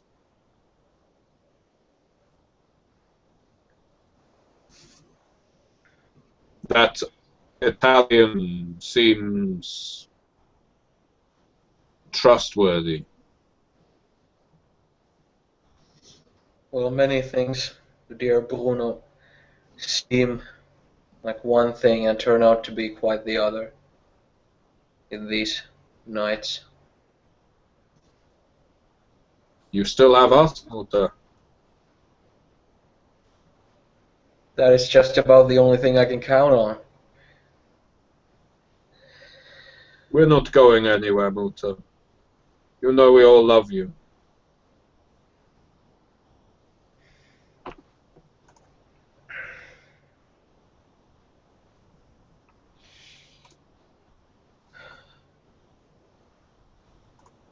This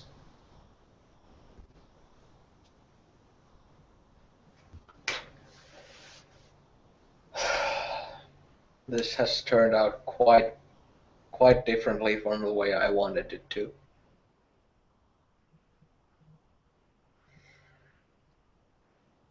Everything was still quite fine only a few nights ago. I wish I was as blissfully ignorant as I was then.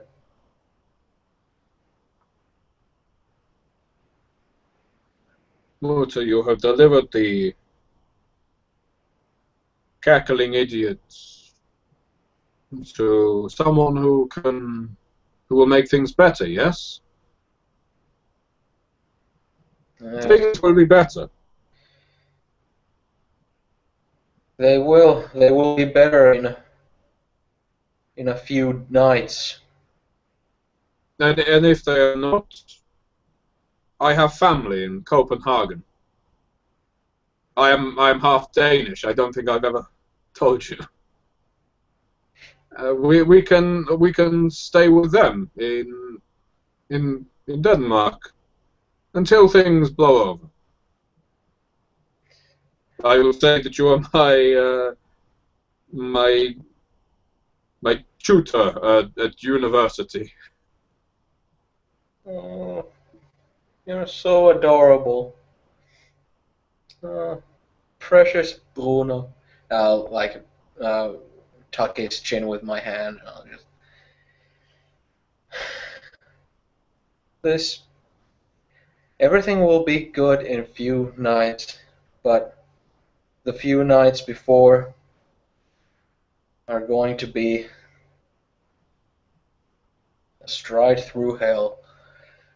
We may very well wish to call your brothers in so that we're not left without final words. You want them brought here?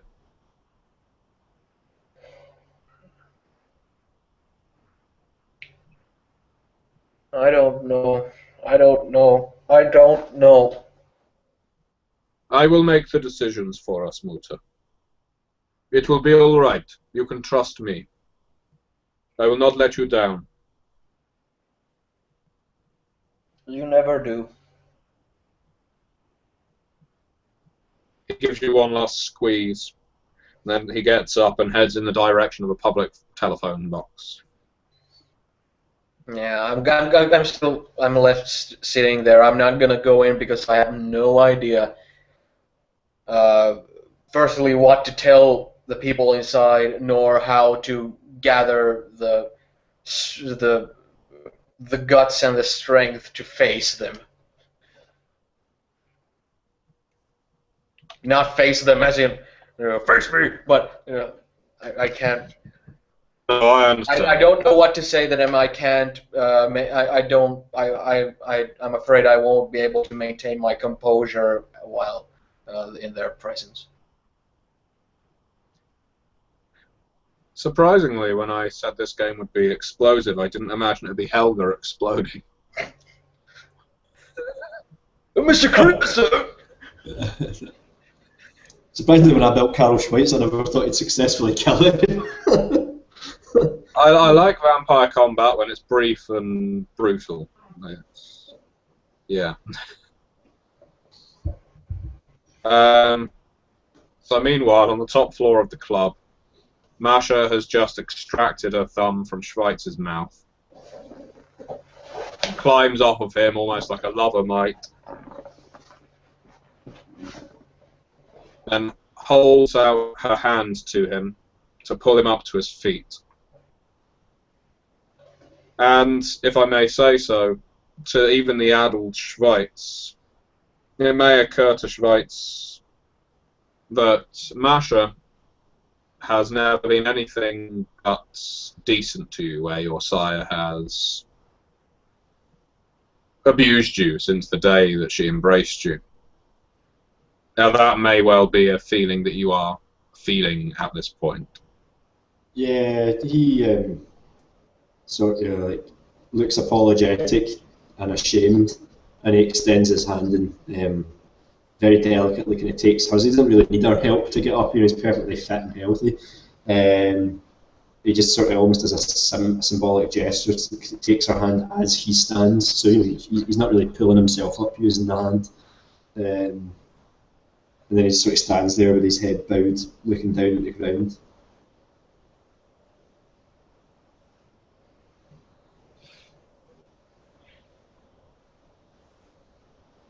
There is a restroom on this floor. Currently, you look terrible, Carl. You're going to have to cross the scene of battle again, but you're going to go into that restroom. You're going to strip off your clothes. You're going to run the water,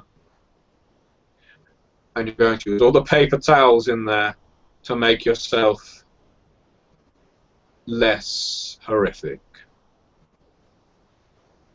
And I am going to have to find a kindred that I trust. I'm going to have to find someone who will help with this. If I cannot find someone that will help with this, then both of our existences are going to be forfeit. You understand? He's nodding his head in understanding and agreement, and then suddenly his eyes kind of zone out a bit, and he sort of like his head sort of bobs, and he shakes his head, and then a sort of wolfish grin comes to his face, and he takes on a strange sort of feminine anima, and sort of throws his hand in the way that Masha will have seen Helga do many times. In a kind of dismissive, sort of laughable gesture, and go, "Of course, Masha, darling, it'll all be seen to. We'll be all right." And then he turns around and sort of struts through this complete mess towards the restroom as if he owns the place, walking as though he's about 16 stone heavier than he is, and disappears into the restroom to begin washing up.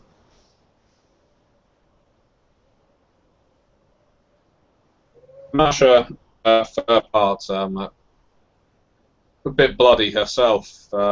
Shortly after you've entered the restroom, you hear someone enter the ladies. The sound of water running. The scenes that follow: Carl washing himself down, Anna sitting on the back doorstep near the beer barrels, the empties, just wishing this would be over. A couple of mortals stumble out by where Anna is, getting off with one another, locked in an embrace and kissing each other heavily, not even aware that Anna's sat down on the doorstep. Within about 5 feet of her, just completely oblivious to her presence. It's an odd thing. Anna is usually a commanding presence in the room, whether she wants to be or not. Being a Toreador has that effect. There's something so simple and beautiful about the passion that these two are showing each other. Something like Anna was talking about the attractiveness of ignorance a few minutes ago, that they have eyes only for each other and the rest of the world is completely cut off to them. That, Anna, I'd like you to just roll a willpower, please. Or you can succumb to your plan's flaw. Right now your guard is down and you can just be transfixed, willingly transfixed by this simple showing. As in the Toreador weakness type of transfix. Exactly, yeah. Yeah, I'll succumb to it. I'll just were they coming like from behind me or something? No, they just stumbled around the corner into the alley and were kissing each other against the wall. They were sort of fondling each other through their clothes, and as their passion accentuates and it gets faster, and they start getting more and more intimate with one another. there's just something so simplistic and raw, and again appealing to the fact that they just don't even realise you're there. They just don't. They're unaware of the noise of the streets, the noise from the club, the rain that's now starting to fall. It is just them, and it's beautiful to you. It's hypnotic to you and so desirable, and yet it's something that you know you can absolutely never have, because even when you have these moments with your ghouls, you've got to worry about what your other children, what your other boys are thinking. Even when you did this with some prey, you've got to worry about getting caught. You couldn't do this with another kindred now because you'd have to worry about the politics of it. And behind all of that is the weight of everything that's going on in Berlin right now. There is no way you could just indulge in such escapism. And in this couple who are all over each other, you see something that you envy greatly. Yeah, that's very much what's going on in my mind. As I sit there with my head turned transfixed and staring at them, those exact things are flowing through my head. By the time they finish, they leave. They walk away, hand in hand, completely unaware that you were ever there, never looking down. For a moment you wonder if any of this is real, and if this masquerade that you uphold, this undead existence, even has you on the same plane as these people. They're so full of life.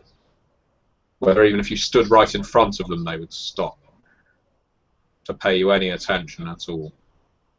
And as they disappear around the corner again, the hypnotism, the transfixion just breaks, it snaps, you're back to reality.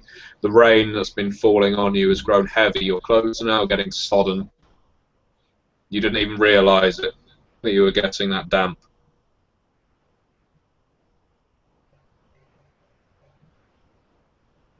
Bruno reappears. I have reached all of the boys, Muta. We will all be here. We will all be here within the next half an hour to an hour, they've said. You should get in, Muta. You should go inside. You are looking very damp. I should. You should. You should get out of this rain. I should, shouldn't I? And I stand up and I kind of just bend my neck backwards and kind of try and collect myself, even though I might still look like a zombie or something, and I'll just go through the back door, back into the Italo. There's more people here now. It's later on in the evening. It's been about half an hour. I would actually go so far as to say Schweitz cleaning off in the bathroom would not be a quick ordeal if Carl is intending on doing it thoroughly. There's even a couple more kindred in here at this point. You recognise, maybe blankly, Anna, you recognise on the dance floor Schweissig rather, Reinhard. He's dancing with a mortal female. I'm just kind of staring at him and them dancing.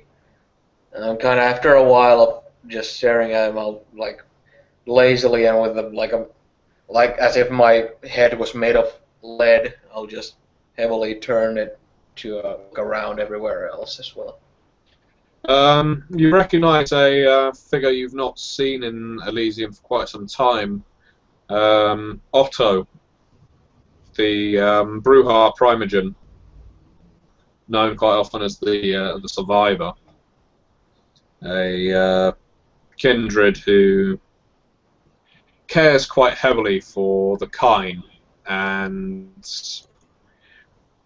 does very much dislike kindred abuses of them. He seems to be in a rather heated discussion with Masha, who points upstairs. Otto, who is dressed from he's dressed as if he's a man who just walked in from a 50s set. He's walked in from Mad Men. Looks up, nods, and both ascend. Okay.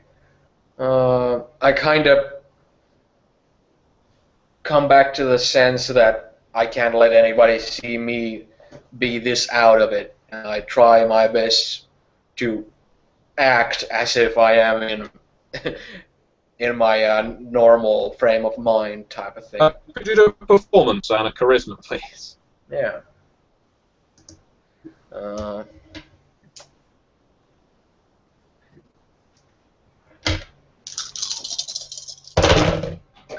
3, 3, 10, 3, 8, so 8 and 10. Okay. You start to get back to it. You start to first copy the motions of the mortals around you, and it's like you're having to build up speed. It's like you have to wind up in order to get to that, and slowly, slowly you start to move with the same motion and grace of the mortals. Anyone who had been observing you would have been thinking it's like some automaton that the battery's running low on, but suddenly you find a second wind and you're blending in with everyone, hardly anyone paying any attention to the fact that you're soaked through. Then you hear a voice from behind you, a high-pitched, young voice. Anna, Anna. I turn around in this smiling and warm type of, expression and posture. You see the masked face of Ursula about 2 feet below you. Anna, have you seen my sire, Helga? We came here together. No, I have not seen her. Are you sure she's still here? Well, she went upstairs with you and Carl and Salvatore, and you and Salvatore came down. Is she still in a meeting with Carl? Oh, must be. I left with everyone still in the room. Well, Masha came over to me and said that I wasn't to go upstairs, but she didn't say why. She told me with such force that I don't want to cross the Primogen. Oh, don't you worry. I'll put a hand on her shoulder. Don't you worry. It's most likely just disagreements and just burned out nerves and such. It's nothing to worry about as usual. I hope Carl's not angry with her. She really does love him and think of him most highly. She has all kinds of plans for him that she shared with me. It's he's having quite a treat on the anniversary of his embrace. It's all prepared. It's going to be delivered at her mansion. It's all going to be wonderful. So I do hope he's not. I do hope he's not cross with her or anything.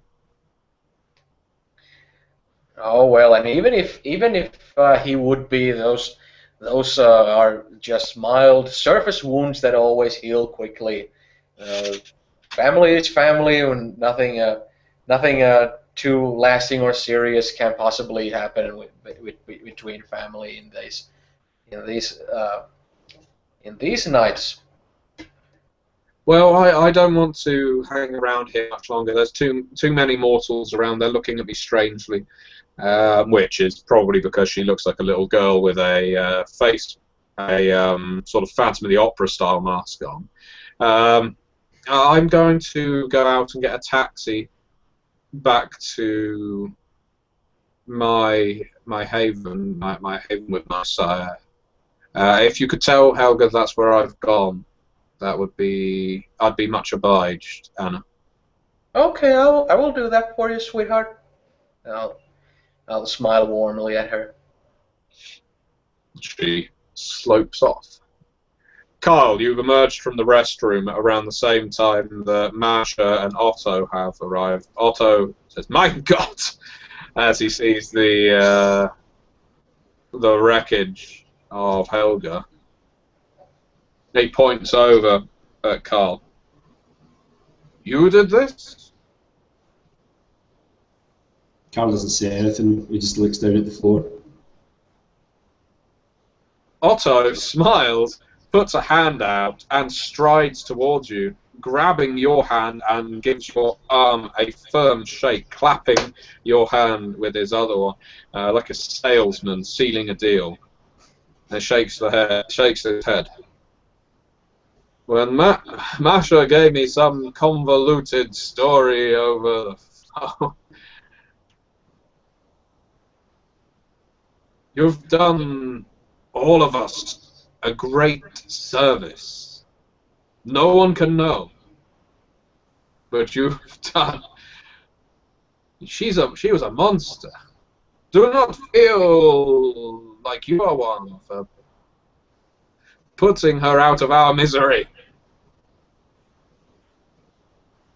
I have some men, some women. They will come up here. They will clean it up. It will look good as new.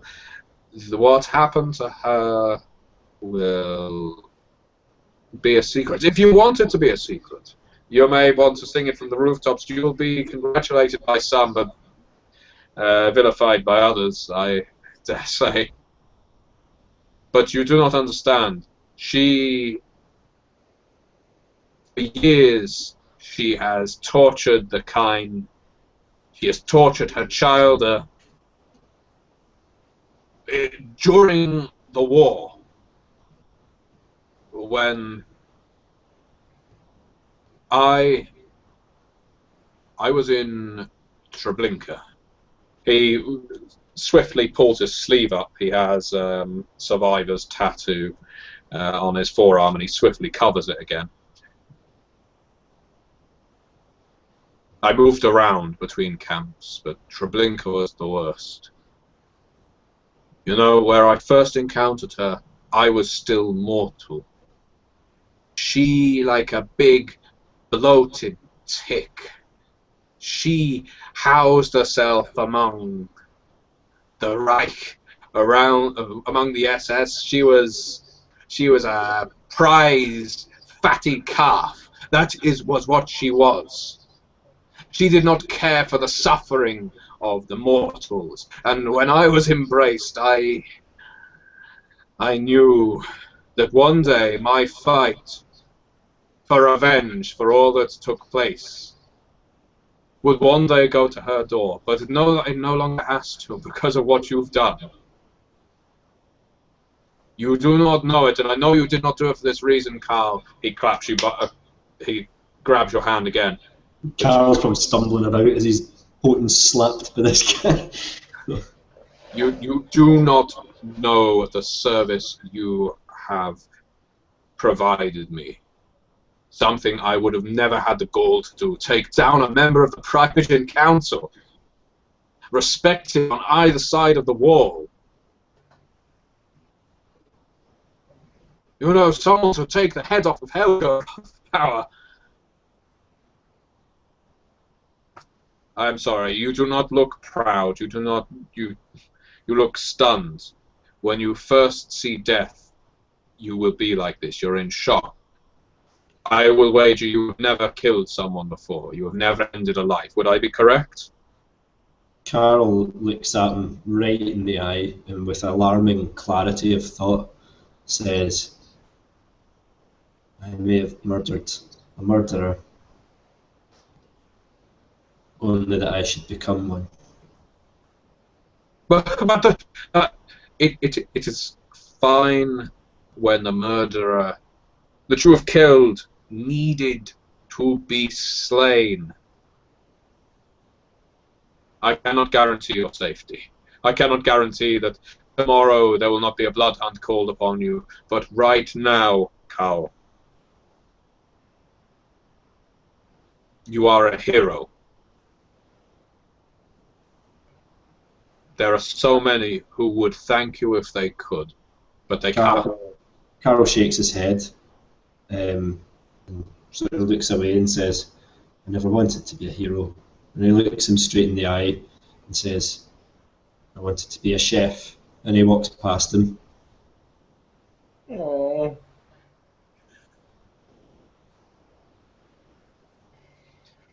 Otto starts. He lets you go on your way and starts surveying the scene with Masha.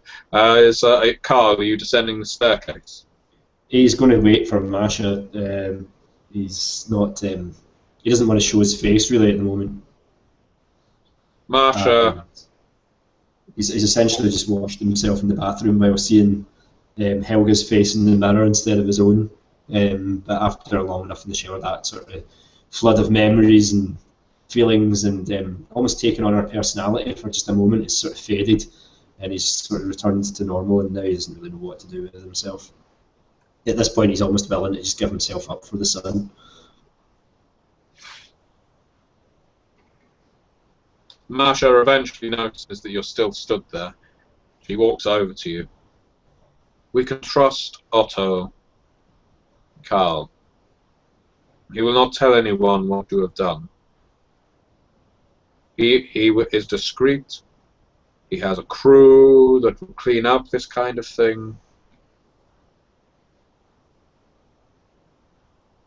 I trust no kindred in Berlin more than I trust this man. We went through something together that would bind us like nothing else. Carl's just nodding along with her words. He can't do much more than that, to be honest. And he sort of takes that as a dismissal and sort of just makes his way down the stairs. Anna, you see Carl emerging from upstairs, surprisingly not covered in blood. I was actually just about after Ursula had walked off. I was planning on getting up the stairs myself. In that case, you meet halfway. When I see him, I'll have a very serious look on my face, and I'll, of course, first stop, but then I'll continue to walk toward him, and I'll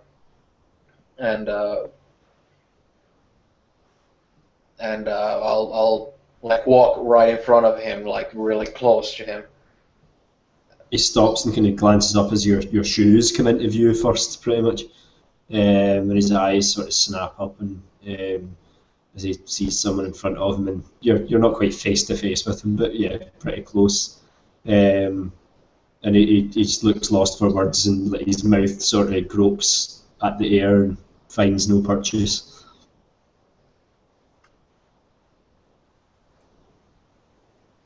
Are you okay? He shakes his head.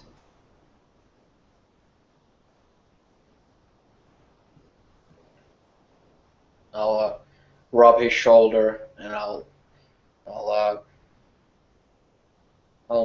make this okay. Masha is talking to a man upstairs. He looks at her in the face, dead on, says, "I'm not a killer." And then he sort of motions to walk past her. I'll try when he motions to move past me. I'll like, since he's walking like with his head down, I'll just motion my hand. I'll grab his head and put it on my shoulder and hug him. I'll embrace him. No, not vampire embrace him, but I'll. Not again. I'll just hold him close. You know, He's probably like, quite prepared to enfold himself into your embrace at this point, and does so. And we have a touching moment on the stairs. No. yeah, it's like, yeah, I'm pressing like his head on my shoulder as I'm pressing my head on his. Like, I'm not saying any words. I don't think any words really need to be said. It's uh, just this kind of understanding that there how few people there are in the city who you could like you could explain what we've seen, what we've heard, the confessions, the plots, and all these things that we've witnessed to, and they still wouldn't like really get it. And in this, it's like this completely wordless, just this like I understand completely, like. It's just a moment of clarity between two people who've sort of seen the same thing pretty much for the past week and understand completely what has brought both of them here.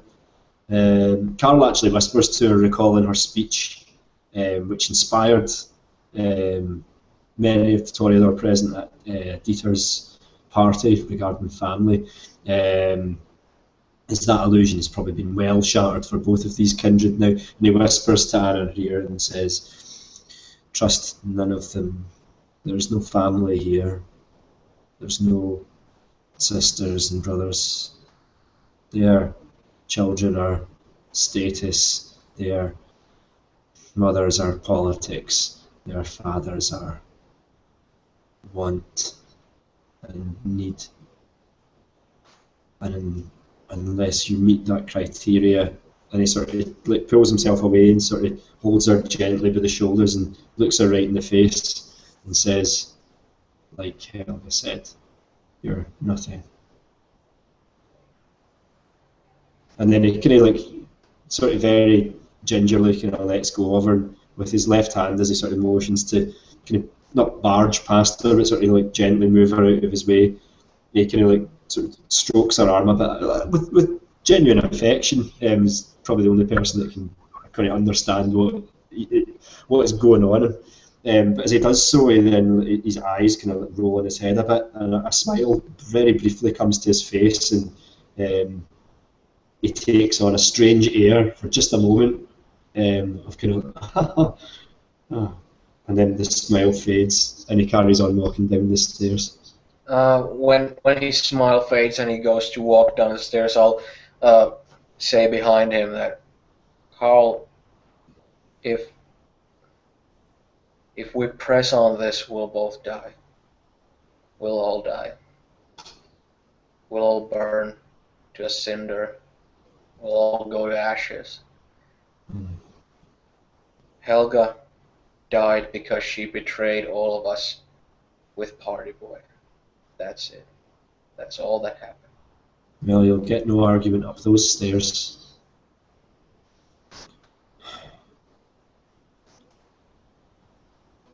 It's the only way we'll survive. That's the only way we'll live. I won't condemn you to die, Anna. I'm already dead.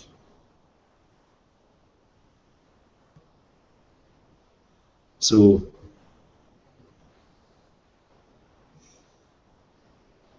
for Masha and for you, I will be at your service still. You have nothing to fear from me. It's not that, Carl. Of course I don't fear anything of you, but we are still in the dragon's den, more or less, because we are in this community that we're in. We're complete anomalies now, because no one can know what we know. We must drop this Tremere thing if we are to survive, if our families are to survive, if anyone we ever care about is to survive. he just nods his head. I mean, he's perfectly willing to go along with whatever the politics of the situation is. He just simply wants the politics to stop now. And he just sort of nods at you and says,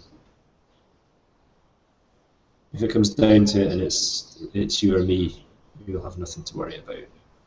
And again, he moves to walk away. I'll just whisper to myself. I don't even attempt for him to hear. I'll just go, "Oh, Carl," and I'll turn. I'll have my head down a little bit, and then I'll turn and walk up the stairs to the room. Well, with Carl heading down, Anna heading up, we'll deal with Anna first. Anna, you happen to see Otto on on the phone that's in the wall of the gallery. Masha is stood there with her arms folded, looking over the debris. Again, still a largely wet slurry of gore and offal. And ash, of course. It is like someone swallowed a grenade, and then it went off. She, you don't think you make a noise, but she turns around to look at you. I'll use awe. I'll actually use awe to put some gravitas behind what I'm saying. And actually, I'm spending a willpower point before I roll on this. Okay.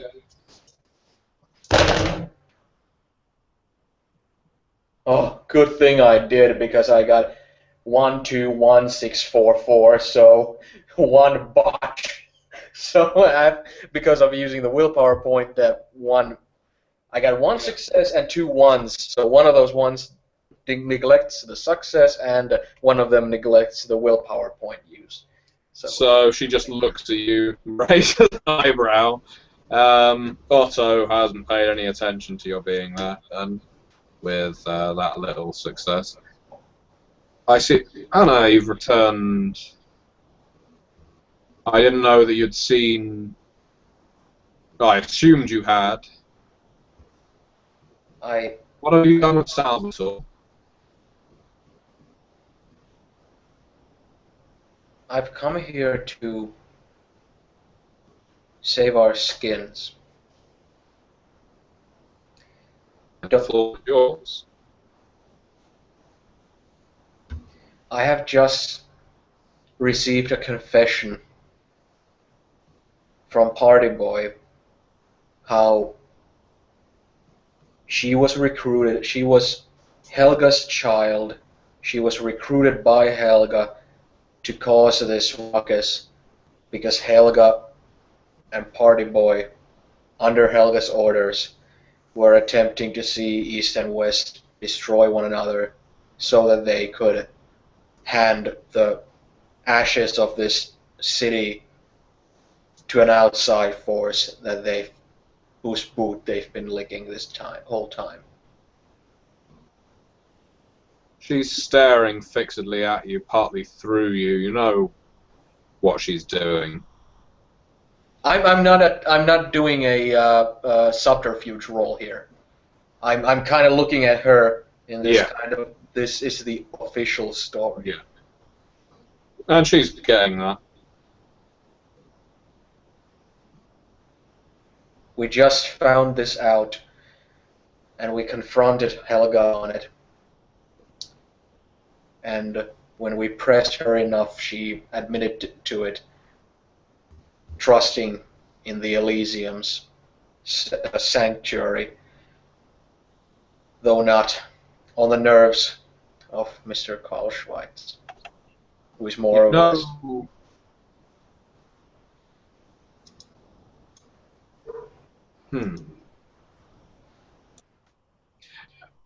Anna,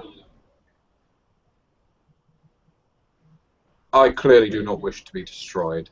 while I am very bored of this existence, I do not wish to see it come to an end just yet.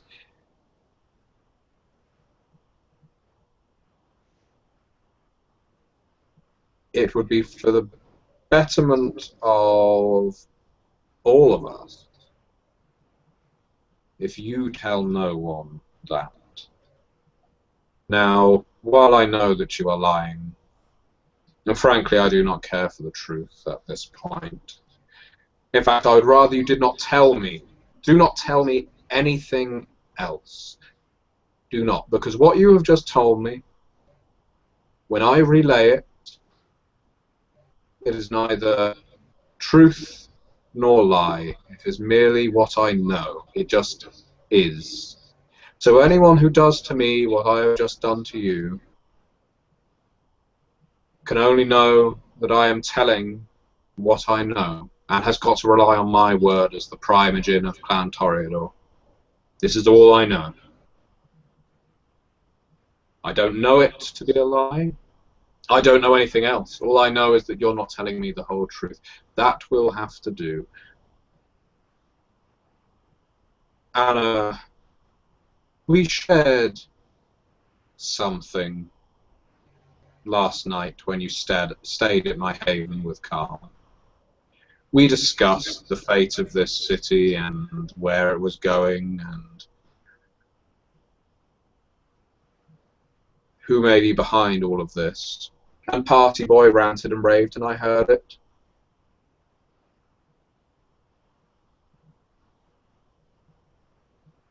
I will tell your story. And we will keep this family together.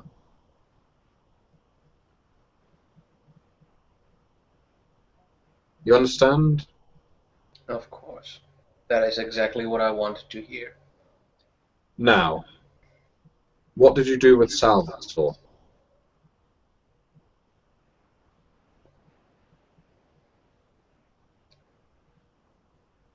If you would rather tell me nothing, that is your prerogative. I will also ask you, what did you do with Party Boy? Party Boy is dead. Salvatore is off. That's all. Very well.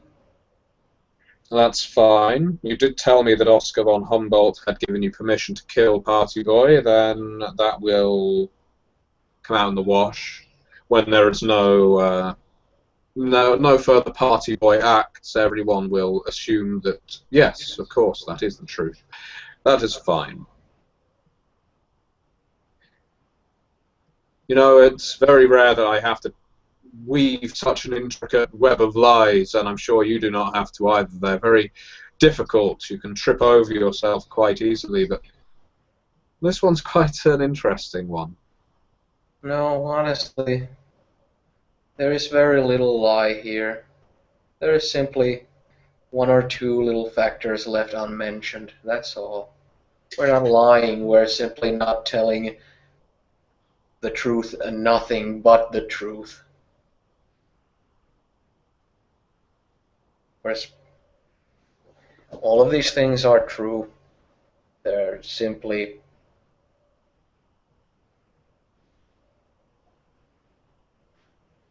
well, like you said. This is the truth as you heard it from me. They just are. Or this just is. I'm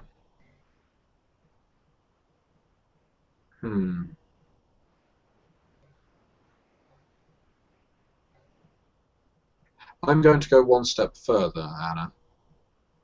You and Carl, what you have done without permission of the prince is going to upset some people, because other aged kindred in this city are going to feel perhaps endangered by neonates who might get a similar idea. Therefore, as well as expressing that what you have done has been for our own security, I will impress upon the prince that not only should you receive no punishment for it, that you should be rewarded for it.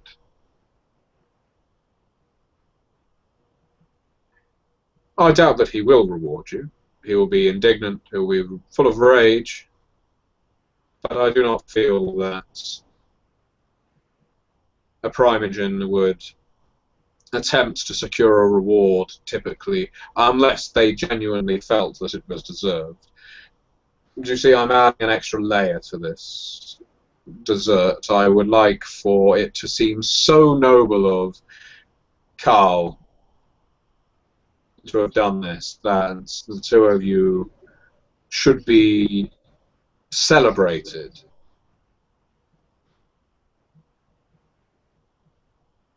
Just like I said to Carl before he left, all we want is to come away from this alive.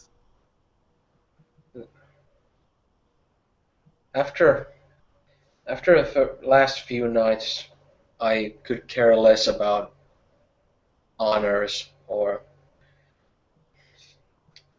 anything of the sort. Like you said, these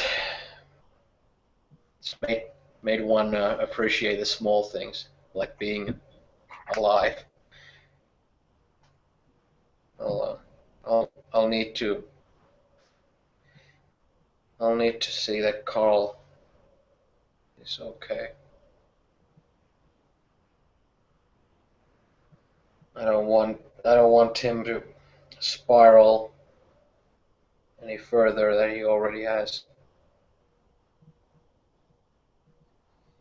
Yes, you will need to be his domitor now. Don't treat him like you treat your own boys. That won't go down well. You may be of the same clan, but you're not of the same bloodline. He is not your child. What? Why do people keep bringing my boys? Calm down, Anna. It's what you're known for. You're known as a maternal influence. It's not something I discourage, but we know that Carl is very susceptible to a strong figure, a strong female figure. Just because I care about his well-being doesn't mean I'm going to adopt him or... Oh, sorry. I'm taking I know this. I'm taking this all wrong. Please, I'll just turn and go. Before you go, Anna, do you feel like you are still under threat from a party in this city? More than ever.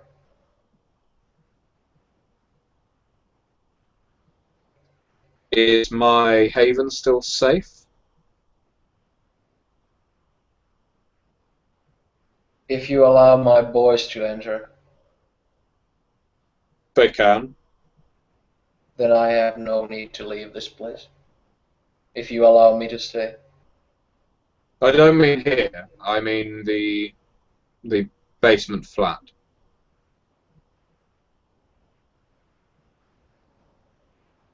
Well, the car no. Obviously, be careful in what you're saying. Just say yes or no. Is it still safe? No. No.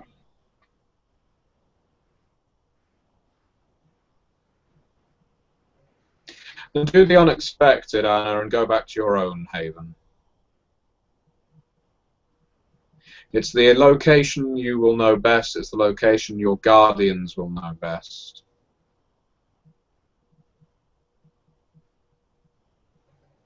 Best place to defend is your own castle. I guess so.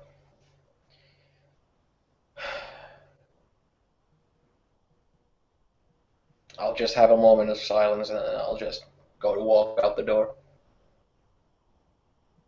I'll be going downstairs to Carl, basically, at this time. Carl, what have you been doing whilst on the disco light lit dance floor? I'm guessing you've not been dancing. No, I think Carl's probably parked himself at the bar next to 3 undrunk Bloody Marys. And just stared at the bloody liquid and had a bloody good think. So he's just waiting for someone to just tell him where to go to die, pretty much. So he'll probably be sitting looking pensive when Anna approaches.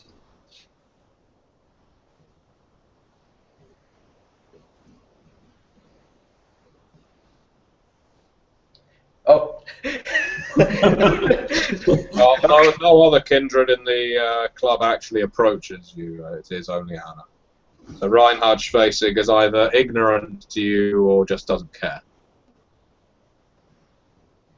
Okay. Once I see Carl there, are you like sitting on a bar stool, or are you just leaning on the table, or standing up, or what?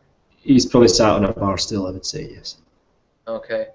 I'll like slowly, like, I'll first turn to where I can see him, and I'll just look at him with this moment of just looking at him, and then I'll walk forward to walk behind him, and I won't like put my hands around him or anything like that. I'll just walk very close to his back, and I'll just whisper close to his ear. You want to go home? He nods his head and stands up and just follows you out of the place. I'll take his hand, and I'll just walk to the back door. And once once we'll be there, I'm expecting my boys might have already arrived. And Yeah, they're all waiting out there. They have their cars. okay, I'll just walk with Carl to the car and go to the back seat with him, and I'll just sit next to him there, and I'll just kind of rest my head on his shoulder there a bit while I would have my ghouls take me to a apartment.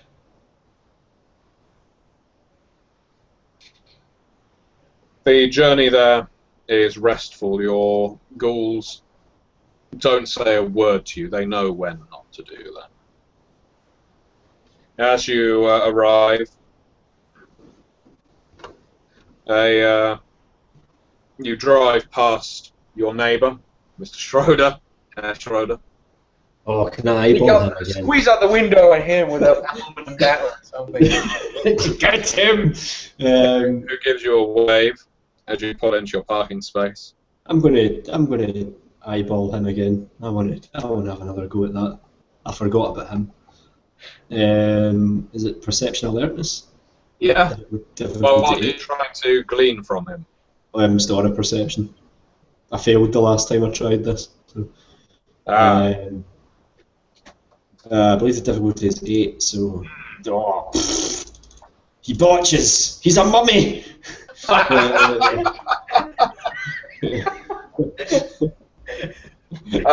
What you see then, Carl, is a complete void.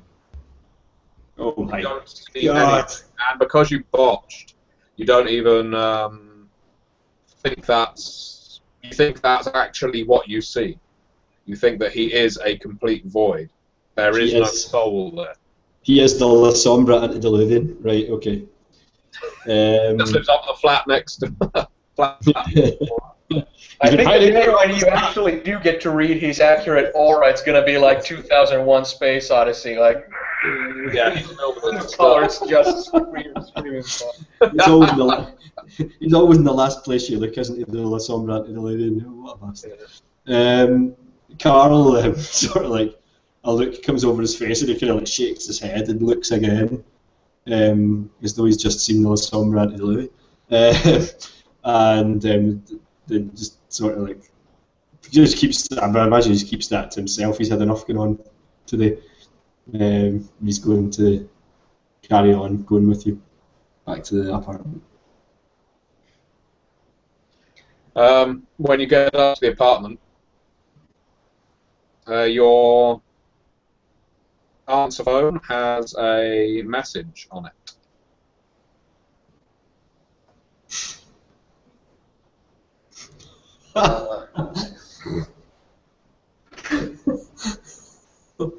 Nine!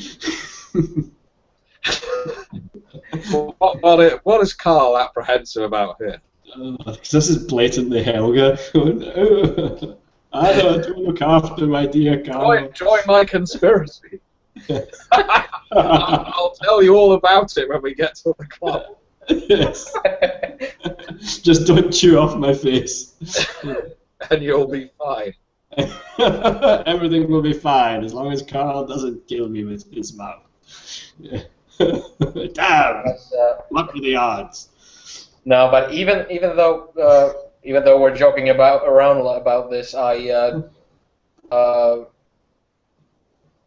will, like, things will race through her mind of what this could be, and if it's a positive thing, how important could it possibly be? If it's a negative, how negative could it possibly be? And all this, like, this lots of this noise about all these conspiracies and plots that have been going through our head. And once I kind of think about what Salvatore said about, sticking to this simple narrative of Helga being the architect of all this stuff, I just I walk to the answering machine and I immediately just press delete. I don't even listen to it. No, you fool! Okay. And after that, I kind of turn to Carl and I smile at him. If that message says "Get the hell out of the house," it's a bomb. 2 days to retirement. 2 days to the wall coming down. 2 days to Hasselhoff. I bet it was the Hoff. The Hoff could have phoned you, and now you'll never know. Yeah, if we're gonna die with Hasselhoff concert tickets in our hands, like, oh, so close. A Toreador antediluvian. Yeah. That would be quite believable. Oh, dear. David Arakel Hasselhoff. Okay, Carol just sort of standing there like a spare prick. He hasn't got no idea what to do with himself. He is the third penis in the threesome. He doesn't know where to put it. So yeah, he's just kind of standing, looking useless and benign. Yeah. I'll just walk to him, and I'll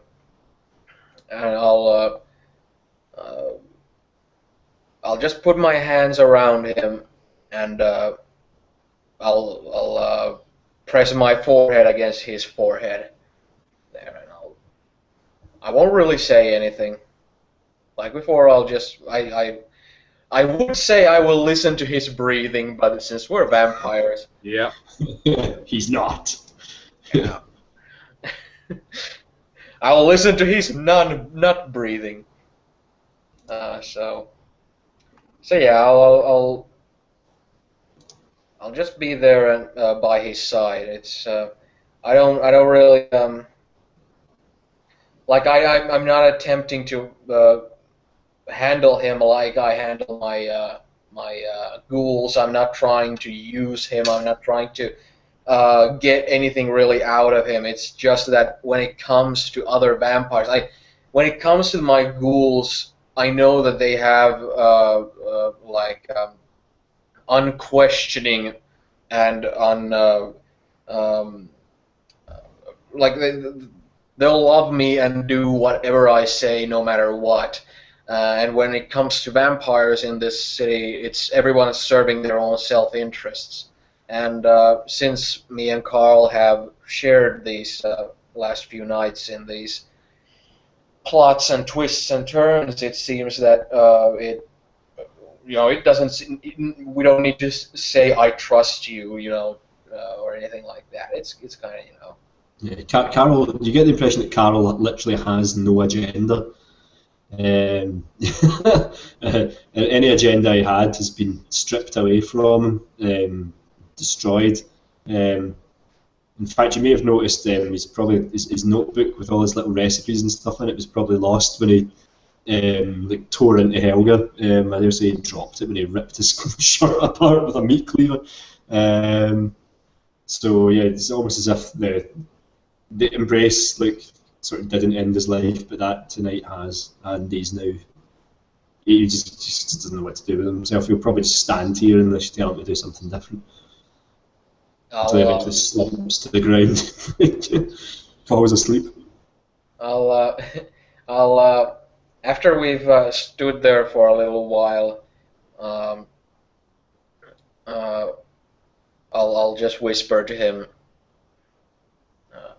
"Won't you stay?"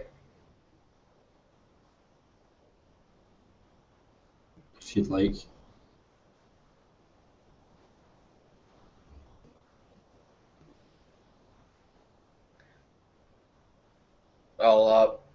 I'll take him by the hand and lead him to the bedroom there. And I'll attempt to just even though Masha said not to be or saying that not to be maternal to him, it's it's my character's stance on what stands for maternal behavior and whatnot. But yeah, I just want to spend the daytime with Carl by my side. I feel I can rest calmly if I feel his presence there with me. Normally very shy around this sort of thing. He's too resigned to anything mattering at this point to sort of offer any resistance. He will slide into bed and then spoon the day away with you. He's quite content to simply be a bookend here. He will brook no form of resistance or anything. He will just lie there. Yeah, and like I said, I'm not attempting anything no hanky panky or anything like that. I'm just I'm just laying there spending so the disappointed. My heart is broken. I even put my highly sexualized thing down here just for you tonight. No, Carl will just kind of loosely put an arm kind of not so much around as over the top of Anna in an almost sort of protective way, in a role he's not used to taking, but then he's never chewed someone's face off in rage before. He feels more manly. That's the only thing he's gained from today, and he just waits for the dawn to render him unconscious. So 2 broken toys are gonna be spending the day there. Well, that would appear to be a good place to end. However, you're both dead. The bombing of Berlin commences. That was the answering machine message. The Hoff bursts in and drags it out into the sun. No, the day passes for the two of you without incident.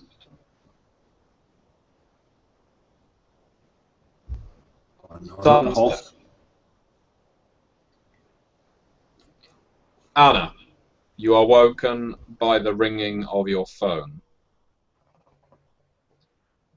Before you can get to it, it goes through to the answer message, and you hear Masha's voice, panicked, saying, "Fucking pick up, Anna," at which point it starts ringing again. Well, I'll struggle to get to it, but I'll get to it as soon as I can.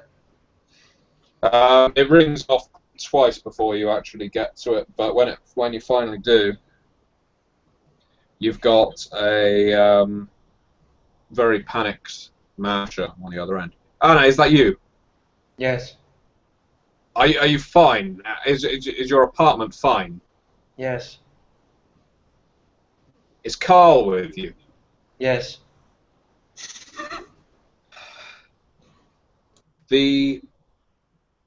We've been decimated, Anna. During the day, everywhere that Party Boy was spraying his tags, every single place that he was putting that stupid fucking symbol has just, during the day, it just burst into fucking flames. Every single one of them. And they were all on Toreador havens. I do not know who is still with us. I've not been able to reach many. I've only just been able to get through to you. The sun's only just gone down. My club wasn't tagged. The doormen were. The prince's bodyguards were, so I can only assume they've fucking spontaneously combusted. My apartment is tagged. Your apartment was tagged? I don't think it was. Your club was tagged. Oh! Safe. I'm on fire! Yeah, just to recap, your club was, and in fact, Carl, I believe your bedsit was as well. I was already forming ideas about how the neighbor must have protected us. So now we know that Arthur Brown was behind it the whole time. Somber antediluvian wouldn't have done that. Yeah, now we walk out, we hear the harmonica. Your spray paint is no match for the void. Anyway. Yes.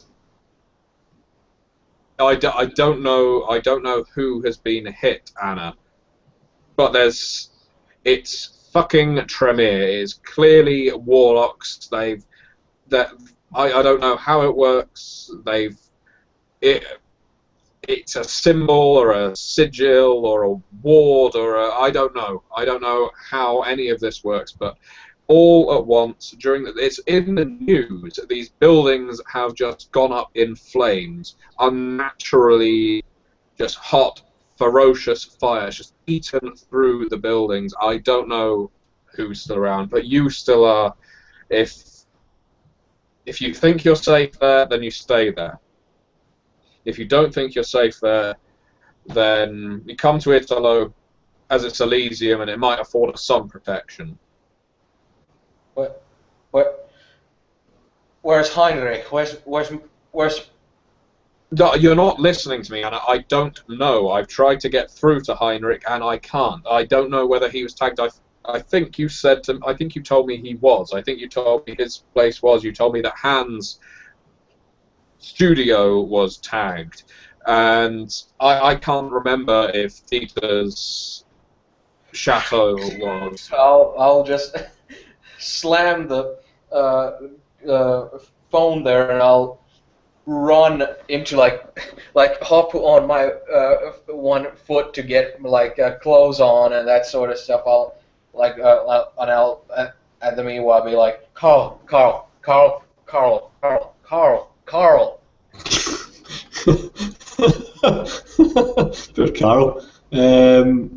He's up here. He's probably got higher humanity than you. He was probably awake when the phone was ringing. So he's probably been standing in your kitchen. Probably as you're in the bed looking for him, Carl. He walks in behind you. Yeah. So yeah, he kind of peers around the door. He probably looks sexier than you've ever seen him. He's just wearing a probably loose pair of trousers and no shirt. Carl. Ooh. Yeah. 50 Shades of Schweitz.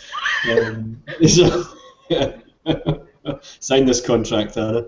He leans around the door, and sort of looks at you and sort of says absent-mindedly, "What's wrong?" As if as if yesterday didn't happen. Masha called, and every tagged building has been firebombed. All of them. All of them. They're all Was the church tagged? Was it tagged? I don't know, but something in my head just said that to me then. I'm not. Well, we. Okay, Bring well, the last few. let's just say if I can't remember the name of this Carol, but that'll cross his mind. I wonder if that priest's gone up in flames, and he's like, but my flat was, oh. There's too many of us who might be in ashes right now. We need to get out. We need to get out right now. We need to get to the Italo. He just nods and begins putting his clothes on. He doesn't seem to be as urgent about it as you, mainly because at the moment he's not scared to die. So, yeah.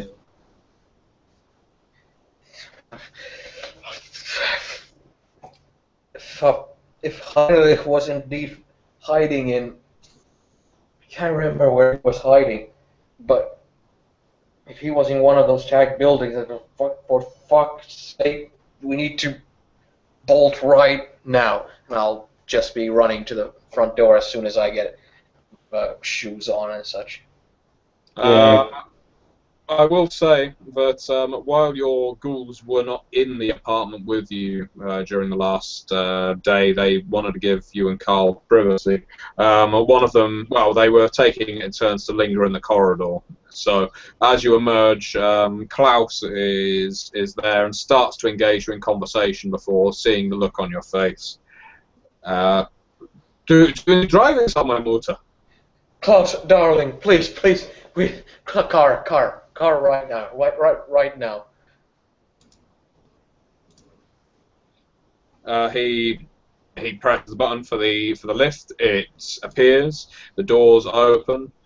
He enters. Where are we going, Walter? Herr Schweitz, you are coming. Carl is coming. Yes. He's finally got his gear on. And he'll just come down as fast as Anna's going. He's just sort of trying to match her level of alertness now at this point. He gets you to the car. So where are we going, Walter? I need to know where to drive us. We're going to the Italo. Italo, okay. Yes. You don't see Herr Schroeder. What? You don't see Herr Schroeder tonight. Yeah, he's that patch of shadow in the corner over there. And you Masha's gonna be there. Masha's gonna be there, and she's gonna be waiting for us. This needs to. We need to formulate a plan or something. I don't know.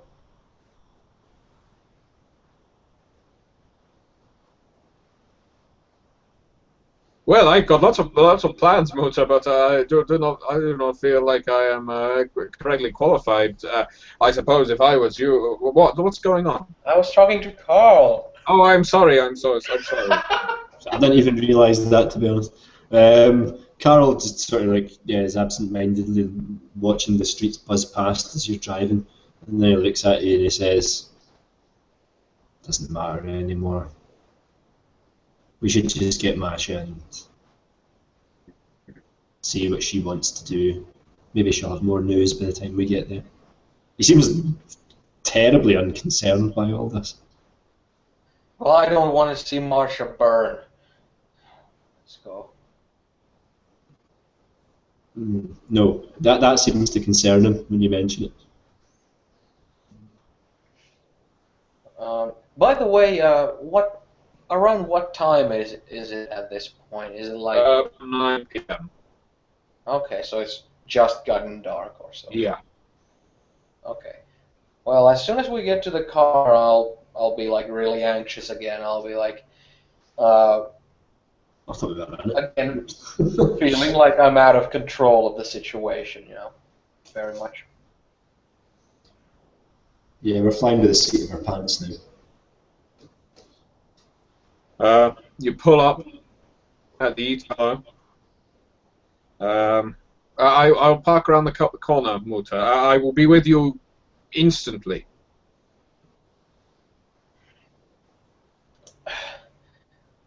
Fine. I'll just leap out of the car and I'll just run to the front door. And just like the last time, as you enter the Italo, Helga's standing there. is in there before you. John gets disconnected. No, this is this is where tonight's session shall end. Holy. My God. We're arriving at the Italo with one night to go before the Berlin Wall comes down. No. Crikey. Will Clan Toreador be brought down before then? Toreador, West Berlin. They're doing a good job on themselves, thanks to Karl Schweitz. Well, we're only taking out the rotten branches, really. Let the Hoff take care of the wall, I'll take care of Clan Toreador. Well, thank you very much, everyone, for watching. I hope it's been a pleasant Valentine's Day for you, or Valentine's night session for us. Please don't eat your mothers on Valentine's Day. More viewers tonight than usual, which can only imply to me that there's lots of people without Valentines. So, so I hope the three of us have been suitably entertaining, romantic, and have seduced you in our inimitable way. It's been as pleasurable for us as it has been for you, I think. So thank you very much. We'll stop broadcasting, and you will no doubt see us again next week.